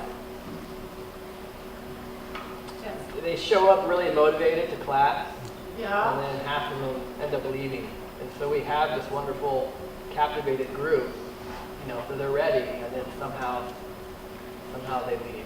So do any of you ever have James in your class? Anybody ever met James? And you'll probably have James again this fall, right? I hope that series of clips kind of rips your heart out. There's that potential, and we literally watch it wash out. Okay. Yes? I was going to say the same thing, because the students start out with a great deal of excitement and passion for what they're about to do, and then there's the disappointment and finally the resignation. But I've been getting emails lately from students who are about to take an honors class that we're going to be teaching, and they're so enthusiastic, and it makes me enthusiastic. I want to make sure that they keep that passion going throughout the whole semester, and not just in the honors classes, in all my classes. Right. Well, and you heard the students say how much that passion that you bring in the classroom is vital. And so that matters a lot. What else? Yes? You can now include resources that workshops are available. Yes, thank you. And that goes back to inescapable. Available doesn't count. Let me be real clear here. Higher education in general and community colleges, along with our university brethren, have long been comfortably organized on a referral model. You refer to advising, you refer to counseling, you refer to tutoring, you refer to the math lab or the writing lab, you refer. And guess what? They don't go. And there are a lot of reasons for that. Some is the time thing, some is the parking lot phenomenon, but you heard what the men of color said? Why don't they go? Right. Because they bring to you an educational experience that is much affected by a sort of constant drumbeat of messages about just how inadequate they are. And what they say to us in focus groups is, why do I need to be told one more time just how inadequate I am? It's embarrassing. My pride doesn't want me to volunteer to subject myself to it. And so one of the challenges I put out to you, and we'll talk about the data behind it in a few minutes, is, if it's good for students, make it a part of what it means to go to college at Irvine Center College. If it's good for students and the evidence supports you, and you can have all the debates you want about the evidence, then make it a part of the educational experience at Irvine Valley. Anybody else? Yes? I have a question. I make everything mandatory. But then they resist. Yeah? Okay. So, long time ago, years ago when we first started doing focus groups, we started hearing students use the word mandatory. It surprised us. And we didn't really much believe them, And so this is the chain of events. They would say, make it mandatory. They would mean orientation, the student success course, completing an academic plan in the first term, going to class, a lot of things like this. And so they would say mandatory, they use the word, and we would say back to them, we push back because we knew you would. We push back and say, do you really mean mandatory? And then they get all huffy and condescending and they say, yes, mandatory. That means that all students should be required to do this. And so we say, okay, let's play this out of it. Suppose you came to this college and they told you that orientation was mandatory or class attendance was mandatory. What would you do? And they said, well, first we whine. Okay, first you whine, and then what would you do? Well, then we do it because, and I say, well, because what? And they say, because you said we had to. Because you made it a part of what it means to go to this college. And you weren't singling me out as a Latino or a black woman. You were saying, this is what we do here. So part of what you may need is for your college to join you in the culture of mandatory, so that you're not hanging out there all by yourself. It's a good discussion to have. The good discussion amongst educators really is quintessentially, what do we want it to mean to go to college? How do we define quality? How good is good enough in terms of student success and persistence? Anybody else? Yes. Yeah. How do you like that? I had to read twice. Right. And that's counselor survey data of entering students in community colleges. And nearly a third of students tell us that. And the other thing they tell us, had this conversation with one of their ambassadors this morning, is that the single most important thing that you can do is create a culture of connection on your campus. That is where every single person believes it's his or her job to connect with students. Because of, many students come to us believing it's a terrible, wonderful mistake that they are here at all in the first place. And they have big questions about whether they belong here. And so I have a collection of stories that I've gotten from campuses around the country about people, not just faculty, not just advisors or counselors, but people across the campus who make it their business to connect with students. Learned about, I was on a campus, large campus in Ohio not too long ago, and everywhere I went, I heard stories about this woman named Cheryl, who was she was a maintenance person in one of the buildings. And you know, students would say that Cheryl would ask them, you know, how's your daughter? No, she had a tonsillectomy, and how did your biology exam go? And Cheryl was always just connecting with students. And so I went back to report back on the focus groups to a group like you, and I said, you know, there's this person named Cheryl that all the students talk about. And they said, oh, we know Cheryl, she does that with us too.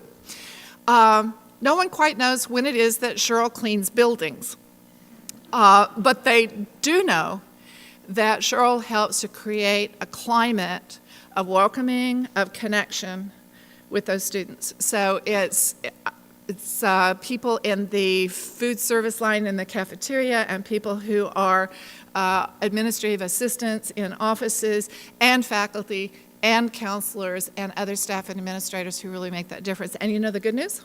You know how much it costs to create that kind of culture in a community college? Nada, zip, zero. It costs making the decision to be that sort of place. Okay, let's move on. Do know that I will provide opportunities periodically for you to engage in this conversation, but I welcome you to make yourself seen if you have questions or comments along the way. And I do mean that sort of literally because it's hard for me to see all of you. So, back on the completion thing. This is a very interesting piece of data for me. 83% of American community college students, highly representative sample, say that one of their goals, at least, is to complete an associate degree. 25% of them do. 83, 25. That gives us a starting place. That gives us a growth opportunity. So here's a little quiz for you. Out of entering students, that is brand new students in community colleges, if you watched the video, you saw this. How many of them, what percentage, believe that they are academically prepared to succeed in the community college? You got it. Okay, 85%. Turns out in a lot of our urban community colleges, that's just about the same percentage of students that actually need at least one basic skills course, right? So, the national data on this for students who, okay, they believe they're academically prepared, they get there, the very first thing we do is deprive them of that belief, and then 75% of them in this national sample of millions of students have to take at least one basic skills course. All right, here's a piece of data that most colleges don't look at. Do you know the answer in your college? Students who begin here in the fall and never complete a single credit. Anybody know? Most colleges I go to don't actually know that, and the answer is somewhere around 15%. I've seen it in some colleges as high as 30%. I've seen it as low as 8 or 9. That's James in there somewhere. Okay, this is national data, and I've been looking at your student success scorecard, and you know, at first glance, you're going to think that maybe your data are a lot better than this. 23% of students nationally who enter developmental math ever complete the sequence within 3 years. We're not talking about a degree here. We're not talking about transferring. We're talking about completing the basic skills math work.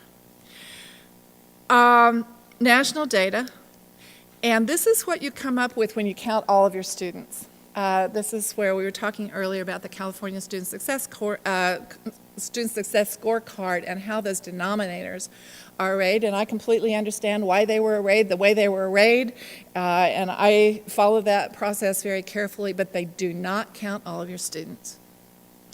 And so if you do, if you think all students matter, then you're likely to come somewhere closer to this kind of number. What sort of future is there for students who never complete the basic skills math sequence in 1,200 American community colleges?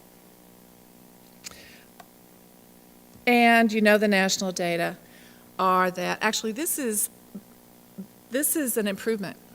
46% don't return. That used to be 50% in the not too distant past. And so we're seeing some improvement with very, very large numbers of students. And here's the roll-up piece of data for student success in community colleges. After 6 years, 45% of all entering students, if you're counting all the students, all entering students have completed a certificate and an associate degree, have transferred, or are still enrolled.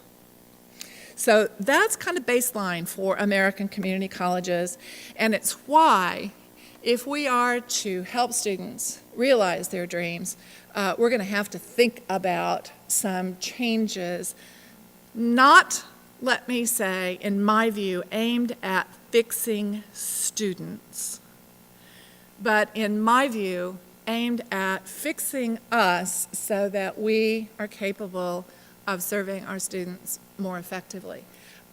This is hard to read, but it's one of the pages from the 21st Century Commission report that attempts to talk about what kinds of shifts are we likely to be looking at. Some of them are cultural. Some are matters of policies and procedures, Kathy. Some of them are matters of educational practices.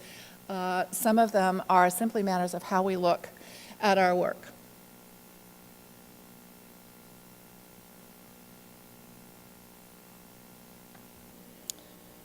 Okay, so the commission actually made 7 major recommendations, and I'm going to focus on only 2 of them mainly this morning. The others all have to do with them. Somebody said, you know, we're about student success, and what is it that you do on this campus that isn't about students? You have budgets, you have buildings, you have strategic plans, but what are those things for? They are for students and their success. And so I'm going to focus on recommendation 1, which you see here, nationally, increase college completion rates, by 50% by 2020. I looked at the last 6 years of your completion rates at this college, which are, because of the denominator, high, and maybe because you're just really, really, really good, right? Yes. Okay, but they've stayed flat over that entire period. I mean, there's 1 percentage point difference now from what it was back in 2006, 7, or whatever that earliest year I was looking at. So even those colleges that are doing well have work to do. Yes, ma'am. Kathy? Yeah. Mm-hmm. I have an ongoing issue with the completion rate being measured only as certificates and associate degrees. A moment ago, the data referred, allowed, it wasn't called completion, but more or less it was completion. The roll-up. Success that included certificates, associate degrees, transfer, or continued enrollment. Right, some people are on a very slow track. There are lots of things that students have as their goals that don't require or in fact engender certificates and associate degrees. If we're only measuring those in this world of transfer, in this world of, and not just transfer to four-year schools, but transfer to professional schools, to vocational kinds of schools. I completely agree with you, and so I'll explain something here. So I just, we change, I like evidence, I'm a scientist, evidence is my friend, in addition to processes. Yeah. But I have 2 problems with this. One is the philosophical one, and the other is that our data. Oh, well, and that's an entirely different conversation. But Well, let me first it's agree not, with you because and then tell sometimes you say why this, the and commission sometimes we say report. success is that, and we're trying to compare not just apples and oranges, but apples and marbles and Which is why the most important thing for you to do is to look at your own students and your own data over time. The national goal here on completion is there for 2 reasons. That is completion, it is of certificates and associate degrees. It's there for 2 reasons. One is, we talked a lot about transfer, and believe me when I just tell you, believe this on faith, there's no way to compare transfer rates across the country because people count them all differently. Every institution, every state, especially states, have different definitions for what constitutes a transfer student.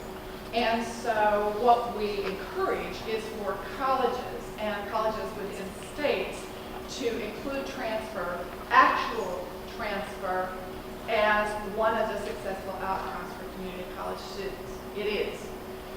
Now, here's the other reason, though, is because credentials matter. And there's a huge amount of evidence to say that a person with some college, which is, by the way, what transfer prepared means, is you have some colleges a defined set of courses that constitute transfer prepared in California. But one of the challenges that we face as an educational, post-secondary educational community is that most students leave college, not just ours, but universities as well, with some college, but no credential. And that is not working in their favor in the job market in terms of average lifetime earnings in terms of their chances at that intergenerational upward mobility that defines the American dream. And so we take both of those things. Yes, transfer is important. Yes, transfer students in community colleges. Listen to this. Transfer students who earn the associate degree before they transfer are far more likely to complete the baccalaureate degree after they transfer. Did you know that? Far more likely. And that is so different from what we all have been saying to one another and to our students for all of these years. You know, a lot of the common wisdom is, take a couple her basics and get on over to UCI. Get these things out of the way and get on over. Not a service to students to advise them in that way, because the data say if they get their associate degree, their likelihood of completing a baccalaureate degree, whether at UCI or somewhere else, is heightened. Who's that good for? That's good for the student, the parent, the taxpayer. The community college graduation rate goes up, the university graduation rate goes up. Who's that not good for? And so that's just an example of the ways we need to talk differently to ourselves and also with our students as they move through our organization. Yes? Is there any discussion nationally about how to integrate skill builder into this student success? Because skill builders show high wage gains. Yeah. Without degree or yeah, it's hard. That's the hardest nut to crack nationally. I know this college has been part of the beta testing for the voluntary framework for accountability, which I worked on creating nationally. And one of the hardest nuts to crack there is workforce-related outcomes. And the reason is, once again, because we don't have either good data or consistent data across institutions and states. The states that have good data are ones where their student tracking is then connected to UI wage data so that you can know students get jobs and you can know what the salary of those jobs are and so on. And that's a big part of the recommendation of the 21st Century Commission, is that we need to get better at documenting the importance of that skill building work so that community colleges and students can get appropriate credit for it. It is still the case that getting the associate degree and then transferring, it's funny, we used to call transfer courses for the liberal arts. You heard about the engineering program this morning. Big transfer opportunity for what is basically an applied technology program at community college, and that's where our future growth for transfer is very likely to be. Sir? Do you recall what our tuition rate is and what your recommendation would be for improving it? Improving it. What a wonderful question, and it's not for me to answer. I do know that it's somewhere, let's see where it's about 67% when you roll it up. When you include certificates, associate degrees, transfer, prepared, and what else? You want to tell us what that? And transfer, the scorecard and transfer. Yeah, so actually, so about, is it 67 something? It's 63, I think, for the okay, last right. cohort. Still high. 62.7, rounded up to 63. You might not have noticed, Dr. McClenny, with the scorecard that, or you probably did notice that there's a sub-classification. There's the overall number, and then there's the number for prepared students and the number for underprepared students, which goes back to the number you were showing us. I do notice that, and what bothers me about it, so you can take this back to your colleagues, is that it doesn't say right there what proportion of your entering students are prepared versus underprepared, because that allows you to kind of misunderstand the overall. Right, you can probably guess which of those buckets is larger. Yeah. And what's interesting, we were just looking at this at a strategic planning retreat last week, is that, yes, that overall rate is essentially flat. It's maybe ticked up 1%, like you mentioned. But if you look at the college prepared students, it has increased 6 or 7% over the past 5 years, or actually just over the past 3 years that we've been tracking in our strategic plan. But for the unprepared students, those who come in and assess into at least one remedial or developmental course in either math or English, it actually declined over that same time period by a point and a half. Yeah. So it's splitting. It's so that's the bifurcation in America right now. So if we were to talk about the demographics of the group of underprepared for college and the group that has the lower success rates, would you all have to guess very long about what the demographics are of the student population that's not faring as well? You wouldn't, would you? And there you see America. And there you see the task of reclaiming the American dream. To make that promise the same promise for everyone. That's why most of us work in community college, because we believe the promise should be the same for everyone.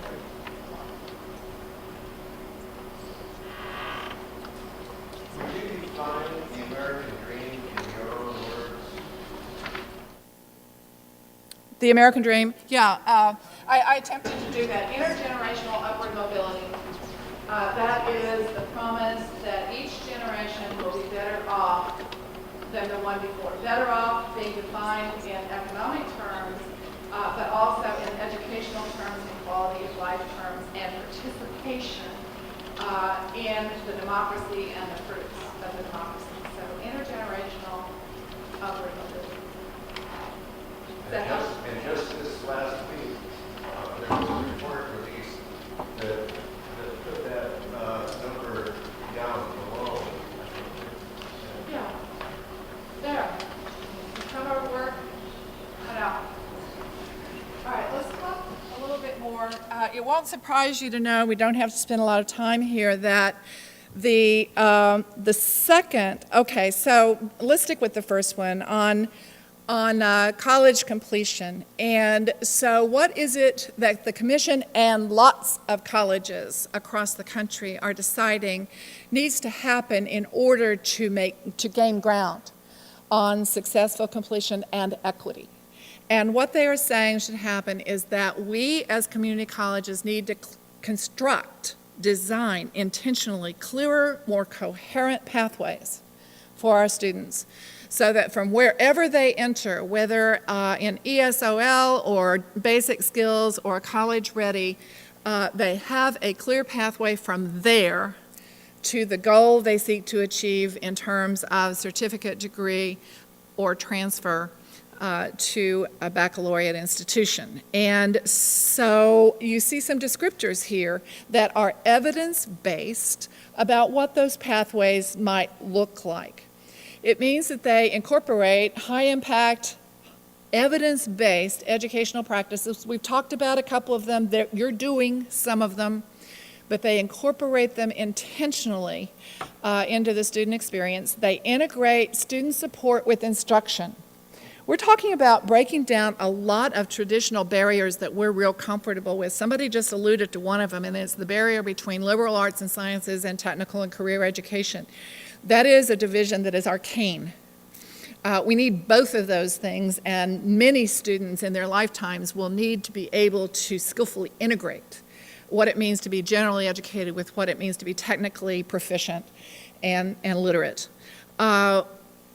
We need to promote implementation at scale. Community colleges across the country are really good at creating small boutique programs that we array around the margins of our institutions and that do really fine work for a very small number of very fortunate students.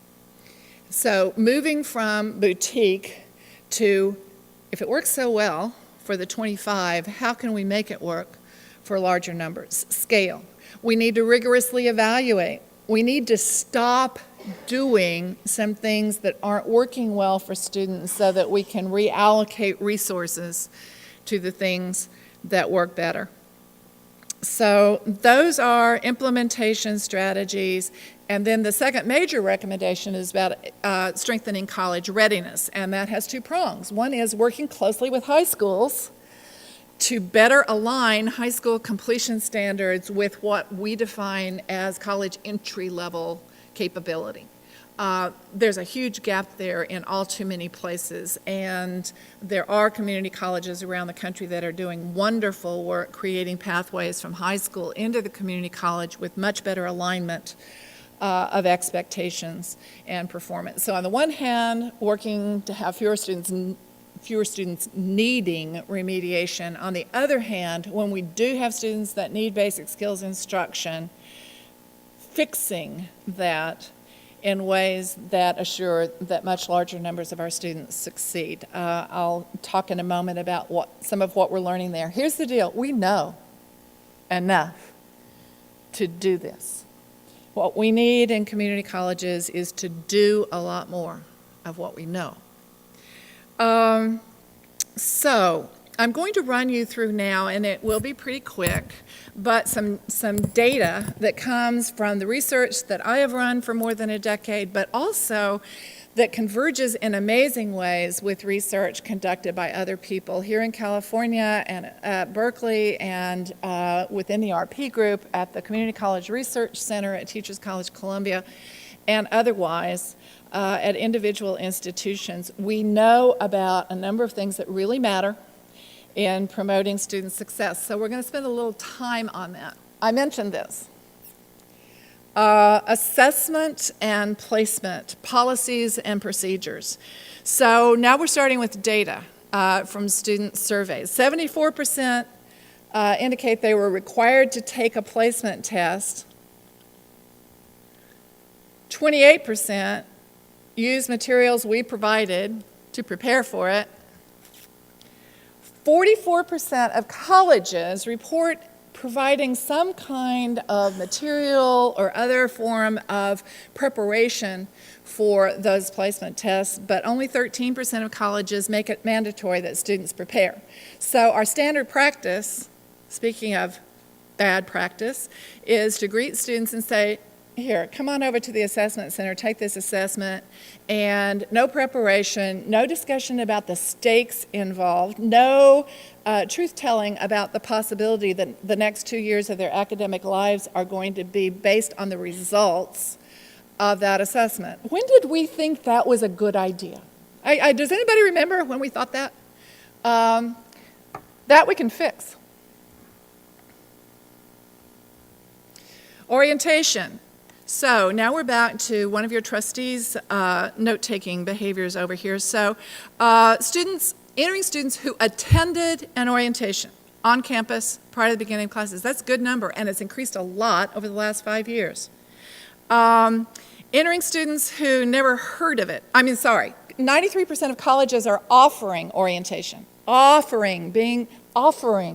Providing, right? Only 45% of students attend, 20% almost never heard of it, and colleges that require all first-time in college students to participate in orientation, 38%. So we have room to grow there, room to grow. Now, if you're going to require it, you have a moral and professional responsibility to make it good. Make it something you would want to participate in. All right, I've already told you the answer to this question. Entering community college students tell us that the most important service we offer is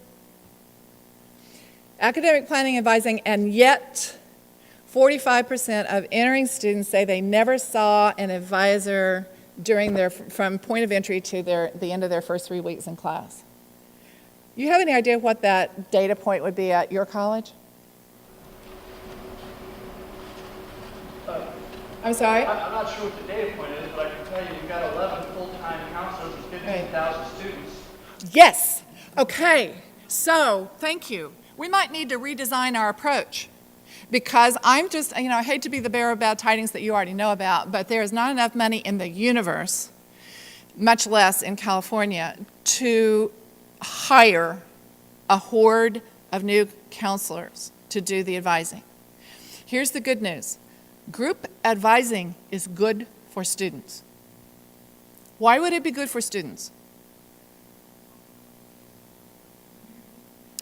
Create a cohort at every opportunity is one of my taglines. It builds relationships among the students at the same time as building a relationship with the college and with the advisor as an individual. And so from both an economic standpoint and an educational effectiveness standpoint, there's much that we have traditionally done one-on-one that can actually be more effectively done, not to mention efficiently, effectively done by creating intentional cadres, cohorts of students. Redesign. So, the student success course. Are you doing a student success course here? Yes. Who participates in it? Students that want to. Okay, that's all I need to know. Okay. It's optional. All right, and students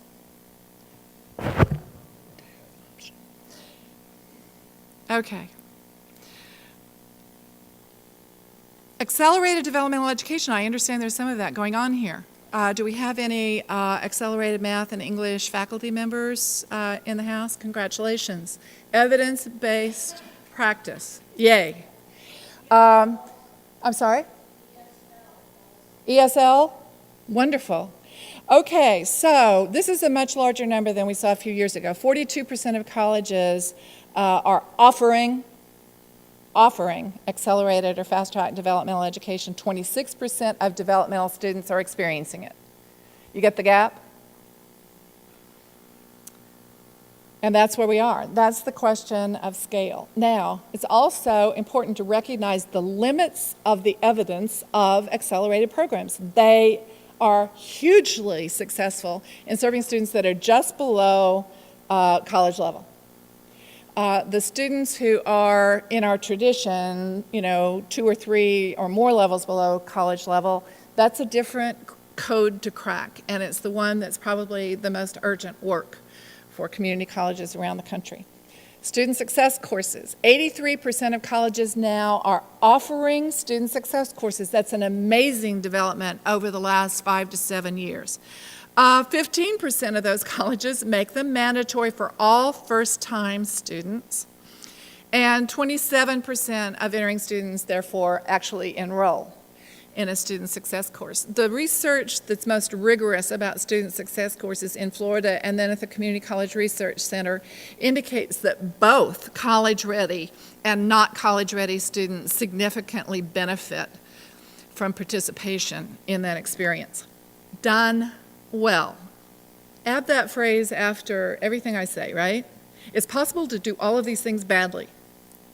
Not your aspiration and not mine. Student success courses done well produce great results, as do learning communities, done well. And you can see the data there. Yes? Can you expand a little bit about the 15% that make them mandatory? Yeah. Exactly by what process they make them mandatory? It's a really good question. Let me take the Houston Community College system, which is huge and chaotic. I mean, it's kind of a squirrely place, really. And they have 23 campuses all over metropolitan Houston, which is the 4th largest city in the country. Very diverse. And what happened was that on one of those campuses, the faculty and counseling advising staff developed a student success course, and they piloted it there, and then refined it, and then ran it again, and scaled it up on that campus. And the entire college looked at the results, and they said, we need to do this for our students. And so they had to find classrooms, they had to train teachers to teach it, they had to do all of those things that are involved in scale. And now every fall, somewhere between 12 and 13,000 new students at Houston Community College go into a student success course in their first semester.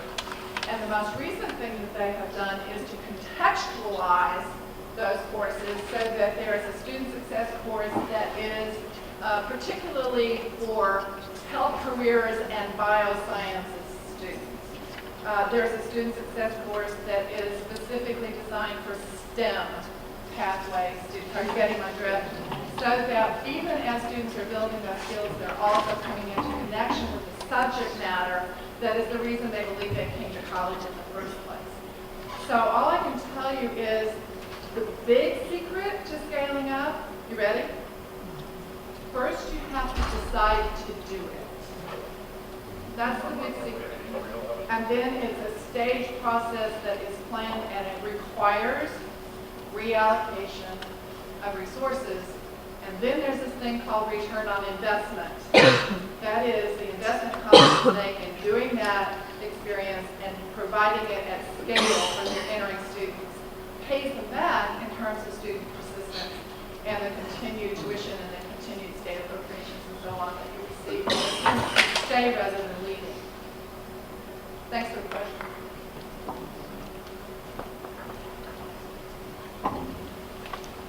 Okay, so what percentage of your entering students are under-prepared to succeed academically in college?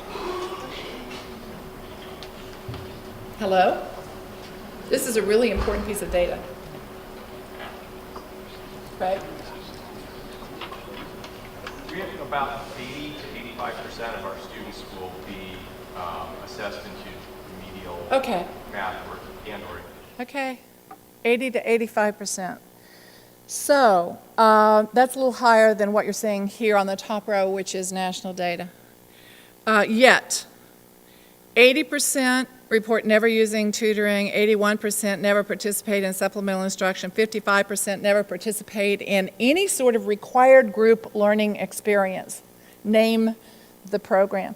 53% say no when asked if someone at the college got in contact with them when they were struggling academically. 53% say no one talked to me about it. And so this is again that question about getting students connected inescapably with the academic supports that we know for 80 to 85% of your students are requisite to their success. And so making supplemental instruction a part of the design of basic science courses is something done at Austin Community College.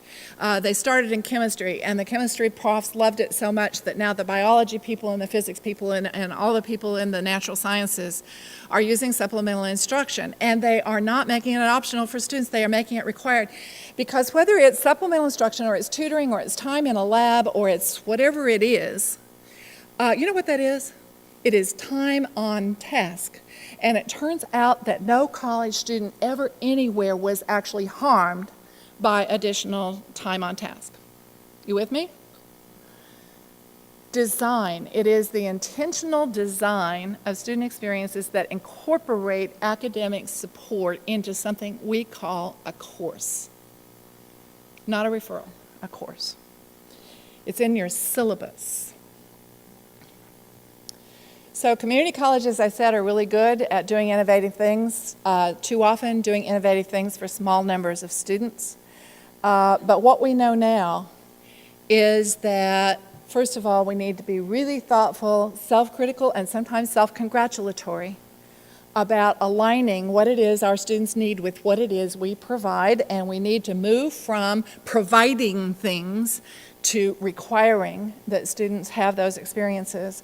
And we need to pay a lot of attention, as I alluded to earlier, to the quality of implementation. If we're not providing that professional development that was mentioned earlier that is really strategically targeted at how do we do this thing exceptionally well, whether it's a student success course or it's accelerated basic skills or it's supplemental instruction. How do we do this exceptionally well at a college that prides itself on quality and the quality of design? There's a lot that the evidence and the work of our own colleagues as well as other colleges can tell us. So the design principles for that newly reimagined student experiences. What would it look like? You can decide this on your own. Quintessential faculty and professional student services work. But here's where the evidence takes us. We hemorrhage students early in their college experience. James, case in point, he dropped out right after that November focus group. Strong start, redesigning the entering student experience. Clear, coherent pathways from where I am to where I want to be. Integrated support, bringing the support where the students are, which by and large is in classrooms, in courses. Nobody talked about the high expectations part of the video, which is usually encouraging to faculty, although they may feel a little skeptical about it. But students want you to have high expectations for them, and they resent it when they can see that you don't. But it has to be accompanied in the community college environment by that high level of support, because 80 to 85% of your students want to be here but aren't fully prepared.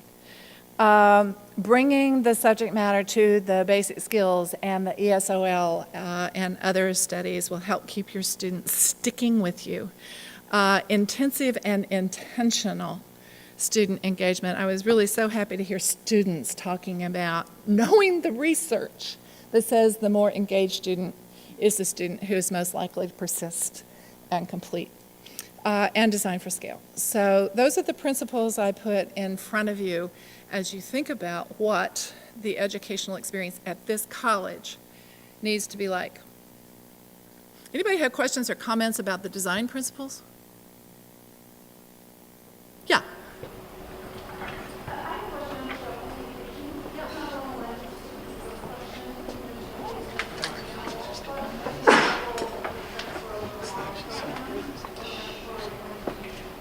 You know, there are more textbooks and model programs for student success courses than there are for orientation. I can point you to examples of colleges where they really work hard on how to get orientation right, but you will have to do the same thing. You can look at what others have done, and you can then ascertain what is it that you know from listening to your students and build the orientation that works here. Austin Community College has some of the most amazing data on the impact of orientation I've ever seen. St. Louis Community College District also.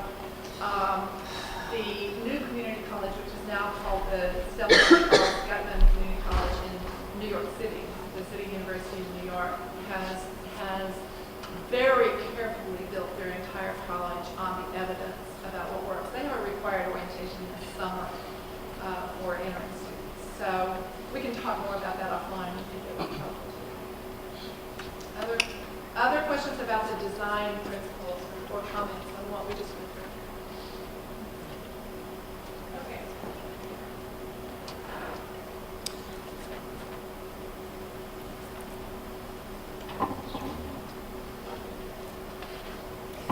This observation comes from the organizational change literature, Peter Singing and company, and makes it, once you think about it, perhaps intuitively obvious observation that every organization, let's think that every college, every program, every course is pretty much perfectly designed to produce precisely the result of currently. So if we're happy with the success rate for our students who enter the 80-85%, who enter needing basic skills education, if we're happy with 62% success rates, even when we're not counting all of our students, especially not all of our low income and minority students, then you guys don't have anything to do but take a break. It is, as I said, a quintessential professional educator opportunity to decide what you want this place to be like for students and how good is good enough in terms of how they progress and succeed in college. Perfectly designed. That means if you're not entirely happy, then you have to think about the design. It's not that you have to look for the people who are at fault, either the students or the faculty members. We're not looking to place blame. We're looking to fix the design so that it works more effectively for students. We talked about this earlier. We assume too much about what students know and about the college skills they bring with them from high school or from the workplace or from wherever they're re-entering from. We have to pay more attention to that. Somebody made the statement about connection and welcoming. That's item number one. Item number one is reaching out and connecting with students and helping students connect with other students in order to, the research says, not the feel-good people, the research says, help them understand that they belong here, help them understand that you believe that they can succeed and that you are here to help them do that. Yes, they have responsibilities, and they need to make the decisions that will get them to successful outcome, and you're here to help them do that. Beating that horse, making it mandatory. Okay, and so none of this is easy, and you already knew this. And in California and across the country, community colleges are in this new limelight. The President of the United States and the governors and the legislators and the business community, all of them, and we internally are saying we need urgently to do better. And yet, we do that at a time where we got greater scrutiny, greater accountability, and fewer resources. So we have to have campus discussions that are passionate and informed by data and civil, where we talk about things like whom are we going to serve, and what are the priorities for serving those students? Are we going to attend to mostly the people God already helped, or are we here to attend as well and even more so to the students who are our most vulnerable citizens? What outcomes will colleges seek? What will we say no to?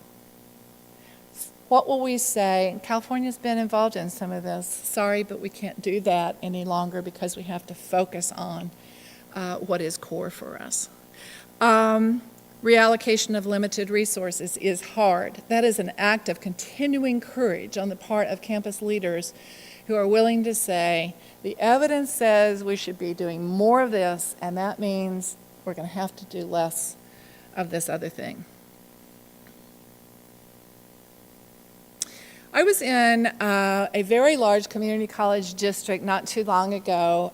It shall remain nameless, but it lives in Phoenix. And I found out something there. I found out that do you know how many courses are in your course catalog? Are in your inventory of courses? Do you? You should know this. It's a hard thing to put in front of you, but I'm going to. So at this large community college district located in Phoenix, they have 10,000 courses. And so I said to them, okay, let me guess. Let me guess that 80% of your students are enrolled in 25 of those courses. And they laughed at me and they said, actually, no, 85% of our students are enrolled in 20 of those courses. And yet students can't get the courses they need in order to progress and complete their certificate, their associate degree, or their transfer curriculum because we're busy teaching things that they don't need in order to meet their goals. So, part of the work here is to make sure that what we said it earlier, what we're providing is aligned with what our students need in order to be successful. Hard.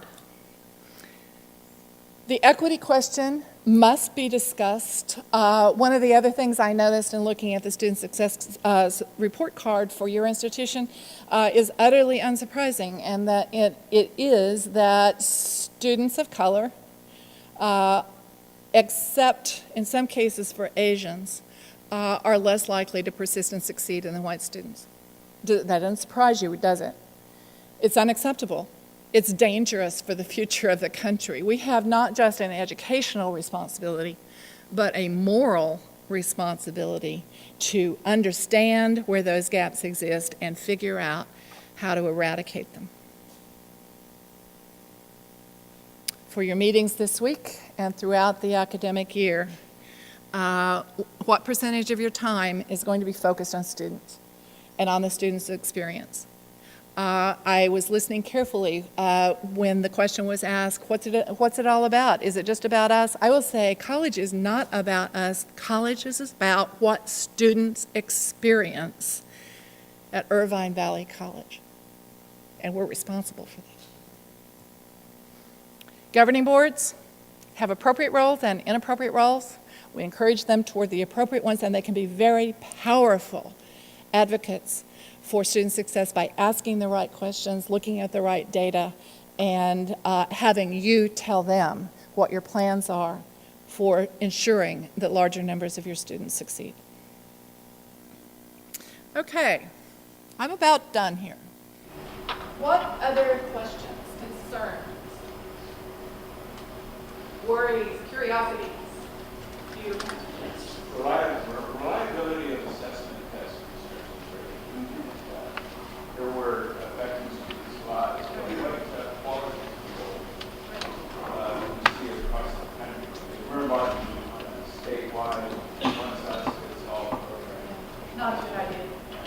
According to, that exactly is the common wisdom of not more than 3 or 4 years old, the required common assessment. One of the problems is, as we already talked about, is that we never told students that it was a high-stakes assessment, and we never insisted that they prepare for those assessment tests. So that's one thing. The other thing that's what's moving around the country at a rapid clip. So yes, we're going to do that assessment. We're going to make sure that faculty and counselors understand what those numbers are, but we're also going to look at high school transcripts. We're going to look at military experience. If a person is teaching Mandarin Chinese at a base in Japan, there's really no reason to start them beginning at Irvine Valley. So more than one way of understanding where students are. Yes?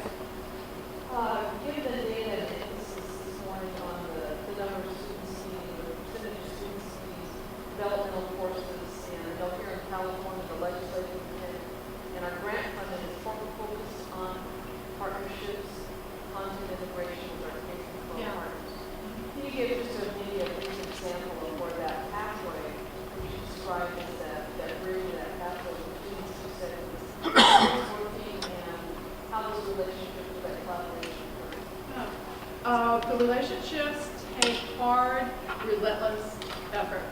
And they often have to start with CEOs in relationship to school superintendents, and that's a trust building exercise. That's, we'll show you our data and you'll show me yours. That's that kind of trust. And then it has to involve faculty and administrators all the way through to build alignment.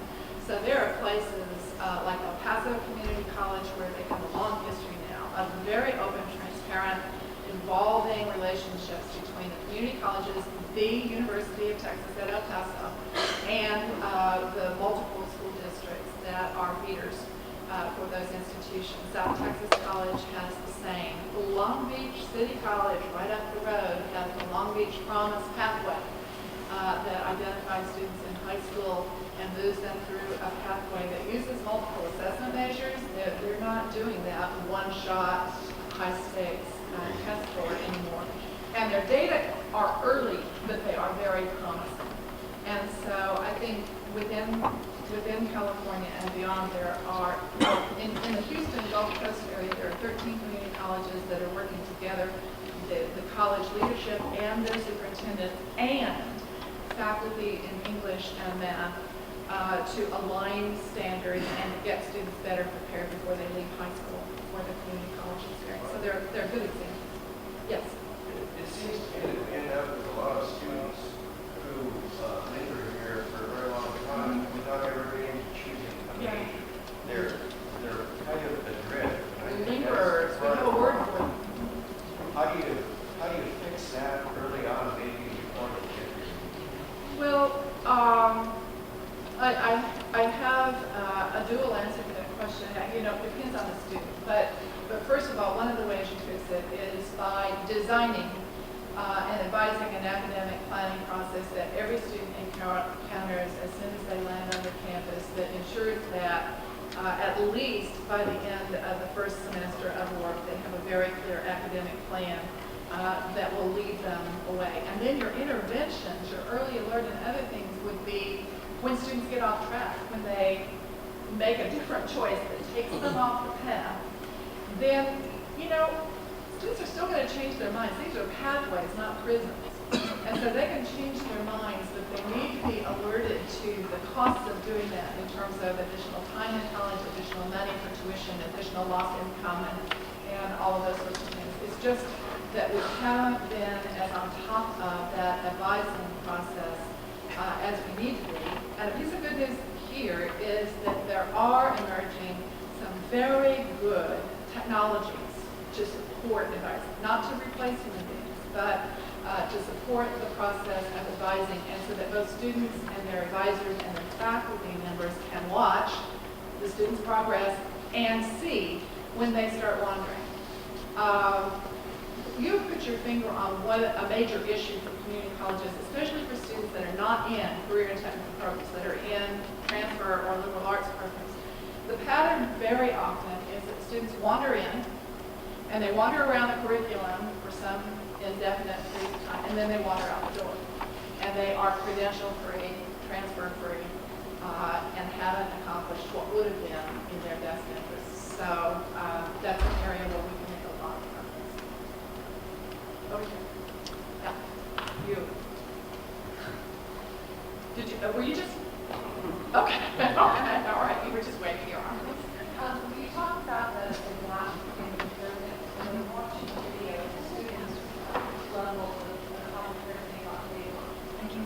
changes in historic students for like the last couple of years. Has that been about the same, or has it increased? The lack of preparedness? Well, it increases with inclusiveness. And the United States of America has attempted to do something via our community college system that few other countries in the world have ever even tried to do. And that was open the doors and make secondary education available to much larger numbers of students. That's why California and other community college systems sort of live and breathe access. It's in our DNA. What we have learned in the last 10 years is that, and we've done a pretty good job on access. There are still some underrepresented groups, but we've done remarkable work on that.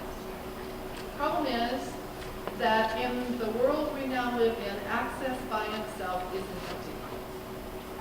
Access without success, without credentials, without those skills and knowledge, capacities that are going to give us entry to the middle class, not worth it. You know, in the community colleges where they provide advisement based on discipline, I understand my students, they come in, and sometimes that whole IVC degree thing gets on their way. We actually pride ourselves as being number one transfer community college, but that sometimes opposes the goals of getting an associate degree. Should be. Ought to be the same faculty and say, what do I do? What do I do? And are there community colleges where they do advisement with them? Yes, Let's say there are. I mean, I find that there is really a need for that. There is, and I would say that there always have been some colleges that have done that advisement within the discipline or within the pathway. And when I say pathway, I mean sort of a cluster of related disciplines like STEM. It's multiple disciplines.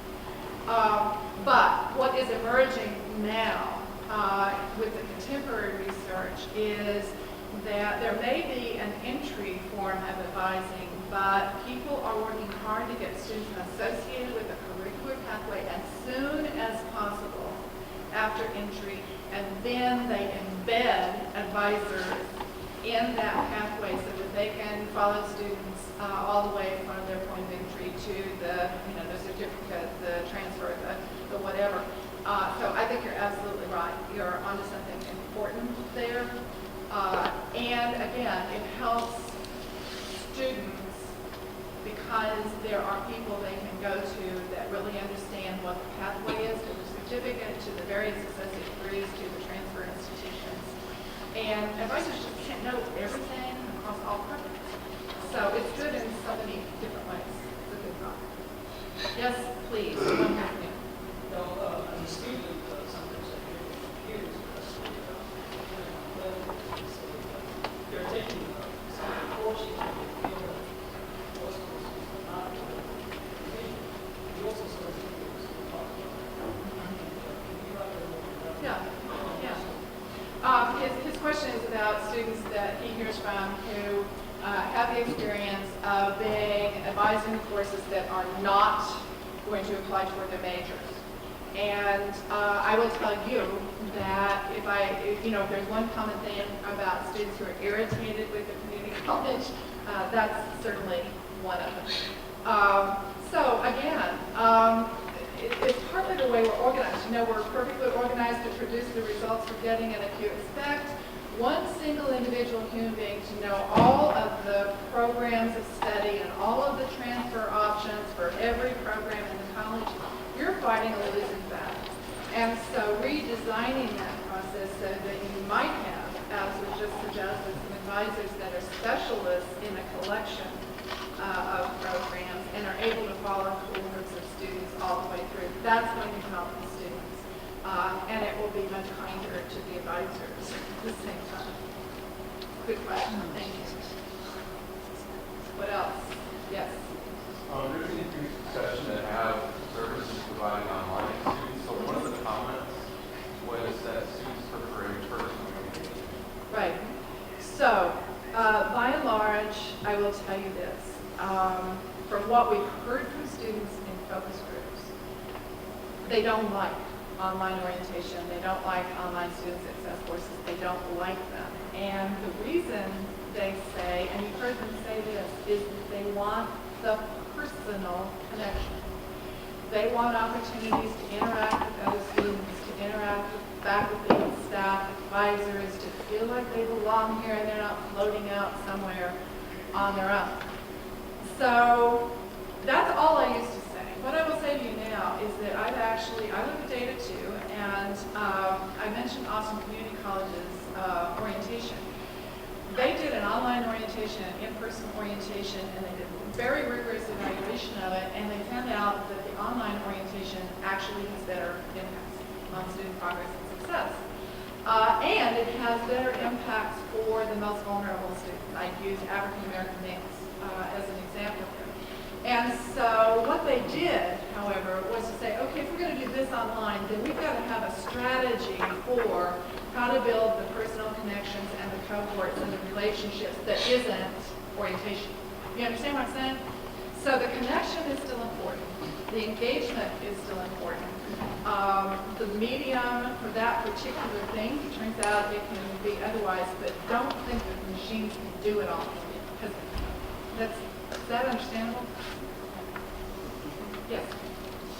Going back to developmental education. Yes. It seems to me that in many cases, talking about what the community colleges do, or talking about having community colleges and high schools talking with each other is too late. It's not too late if the students are one course below college level, maybe. For one course below college level, communication between the high schools and the community college is probably the best thing to do. But for any of the others, The ones who didn't get 8th grade now, right? if you didn't learn to do it in elementary school, we missed the window of opportunity for when these students were sponges and could have learned for 3 Rs readily, because developmentally, until they're 8 is when they learn those things. And after 8, it's a whole different enterprise. And I don't have the evidence, but I have a lot of evidence that we don't, when we take 10-year-olds and 15-year-olds and 50-year-olds and we try to teach them reading, writing, and arithmetic, we use the same techniques that we tried to use when they were in kindergarten. And they're not the right techniques for adults. So there are 2 components to this query, I suppose. One is, how do we get the machinery that seems to be focusing on college success to turn its sights to preschool and early education, so that we get out of these 35-student elementary primary classrooms that we reestablished here in California. And number 2, there must be models out there about teaching adults basic skills. How do we get, you've been talking about redesigning what we do, how do we acquire those designs? Really, really thoughtful questions.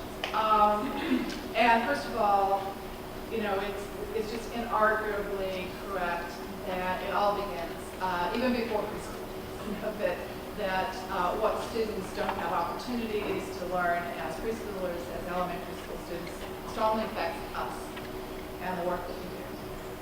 So a decade ago, when I was working with a national group of organizations in designing the National Achieving the Dream initiative and that network of colleges focused on student success, we had a big discussion about the extent to which we wanted in that initiative to mainly focus on high schools, on K-12, and helping them get it right so that we would have fewer students who need developmental education. What we decided at that time was, yes, that's important, but here's the deal. We declare ourselves to be an open admissions institution. And once you make that declaration, if you're going to stick with it, then once the students appear at your front steps, yours, And so our value commitment was, first, let's fix ourselves and avoid the, throwing bricks over the fence back at K-12 or up to the universities. Let's do the job that we say we're in business to do. And here's another really important thing. There are colleges that have been performing in our midst where participation in developmental education is a predictor of future success for all students. So that those who begin, this is what I really mean, those who begin in developmental education are as or more likely than college-ready students to persist, to succeed in courses, to graduate, to transfer. So I'm just going to say to you, we can do this. But first we have to decide to do it, and then we have to design ourselves accordingly. That's what we're in business to do. Yes, we need to advocate for our K-12 brethren. We need to work in partnership with them. A lot of the work that's going on in these K-12 pathways things is community colleges working with K-12 faculty members to do the remediation while it's not remediation yet. It's still in high school, so that those students are able to graduate at a higher level. So it's not just preaching at them, it's working with them to get those students prepared. So I think, we have to, as intelligent educators, hold both of those thoughts in our heads at the same time, plus the one that says, what's the average age of your student population? Hello? 24.3. 24.3? Okay, which is pretty precise. Okay, did you make that up? I do that occasionally, but not very often. 80% of statistics are made up on the spot. Yeah, right. Okay, so the national average is like 27, 28. It may well be lower here because of your feeder population. But whatever it is, even if it's 25, that's on average 7 years from the time a person leaves high school until the time they enter college, whether they're coming from work or they're coming from the Pizza Hut or they're coming from the military or whatever. And so on average, if your high schools were perfect tomorrow, it would be 7 years before those newly perfect students start arriving on your at your doorstep, right? This is going to be our work for as long as any of us can see into the future. And if we care about the issues of equity, not just in our colleges, but in our communities and the society, we will not let go until we get it right. And so I invite you to a very brief reprise. And with one wrong action or one wrong word, you can totally turn them off and they'll turn around and walk out the door and never come back. They need to remember that they hold this person's futures in their hands, this person's future in their hands, this person's future in their hands, in their hands, in their hands, in their hands, in their hands, in their hands, in their hands.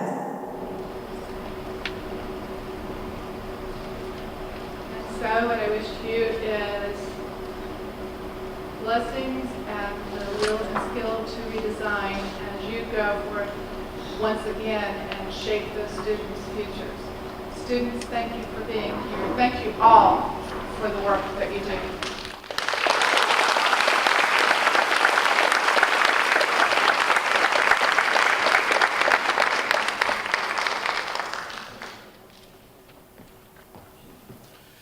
Dr. McClinney, thank you very much for your very bold conversation and all of the interaction with the campus community here. Very much appreciate that. And making a trip out from Colorado for us is wonderful. Glad you were here.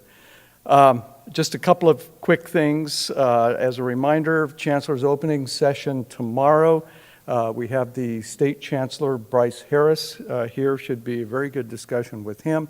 And then the groundbreaking that follows that. Thank you for sticking with us and have a great semester.